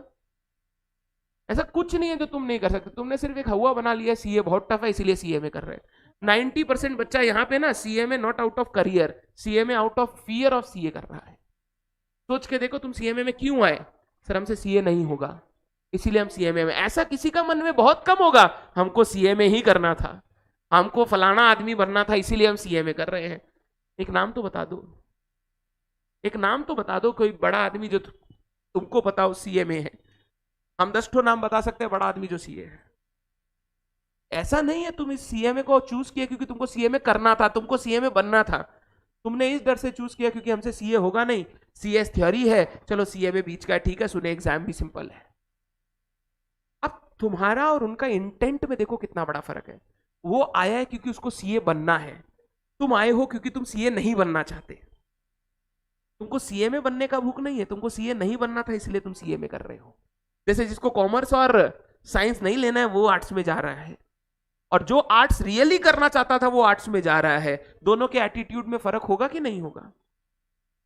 हमको जियोलॉजी में जाना था इसीलिए मैं आर्ट्स कर रहा हूं, या मेरे को आर्कियोलॉजी में जाना था इसीलिए मैं आर्ट्स कर रहा हूं। और एक बच्चा जिसको कॉमर्स साइंस नहीं मिला इसलिए आर्ट्स में आया, वो बच्चा क्या करेगा वहां जाके? कुछ नहीं करेगा वो। तो पहले तो एटीट्यूड चेंज करो। I am here not because I can't do CA, I am here because I want to do CA. अगर वो तुम्हारा मन नहीं बोलता है ना, तुमको अगर लगता है सीए टफ है, मैं तुमको बता दूं सीए टफ नहीं, हाँ टॉयल बहुत है, मेहनत बहुत है, गंदा लेवल का मेहनत है, तो दिन रात एक कर देना पड़ेगा, नहीं तो नहीं पास कर पाओगे एग्जाम। ऐसा सीए में है, सीएमए में नहीं है। तुम सोचो ना, तुम्हारा ग्रुप 1 खत्म हो गया, कितने ऐसे बच्चे जिन्होंने मेहनत करके ग्रुप 1 का रिवीजन शुरू कर दिया है पूरा। तुम अभी क्लास का क्लास पढ़ते हो, 2 घंटा 2.5 घंटा एक्स्ट्रा पढ़ते होंगे, उनको क्लास के साथ साथ 10 घंटा 5 घंटा 8 घंटा पढ़ना पड़ रहा है। मेहनत बहुत है सीए। हाँ कुछ बच्चे ऐसे भी है सर मेहनत नहीं करना इसीलिए सीएमए में आ गए। ऐसा करोगे तो कैसे करियर बनेगा? करियर तो तब बनेगा ना जब सीएमए को एकदम देखोगे कि हाँ हमको ये रेस्पेक्टेबल पोजीशन चाहिए लाइफ में। ऐसा नहीं है सीएमए में। अब ये वीडियो यूट्यूब पे जाएगा, कुछ लोग सुनेंगे बोलेंगे ऐसा बोल दिया, कोई फर्क नहीं पड़ता है। मैंने ऐसा नहीं बोला है, मेरे को किसी को डिमीन नहीं करना है, मैं सिर्फ बोलना चाहता हूँ रियलिटी क्या है। Why CA students are a bit better than CMA students. और ये तुम नकार नहीं सकते हो। तुमको भी डाउट होगा तो तुम सीए वाले स्टूडेंट से जाके एक बार पूछोगे भाई बताना है कैसे हुआ। अगर तुम्हारा कोई दोस्त है तो तुम उससे पूछना प्रेफर करोगे। Only difference is difference of attitude, only difference is difference of attitude. और वही पास होता है जो मन से कर रहा है, वो पास कभी नहीं होता जिसको ये सिर्फ घुस गया है करना है कर लेते हैं, वो पास ही नहीं हो पाता है, कहीं ना कहीं जाके अटक जाएगा। ठीक है, नेक्स्ट क्लास कंटिन्यू करते हैं, आज के लिए सिर्फ इतना ही। Bye bye online. हाँ ड्यू करके पेमेंट वगैरह करके इकट्ठा करके पेमेंट कर लो। 4 ऑफ सर सीआरआर एंट्री तो करना पड़ेगा, इश्यू तो हुआ ही है, सीआरआर पूरा बनेगा, बस हो गया, कुछ नहीं वो करना पड़ेगा।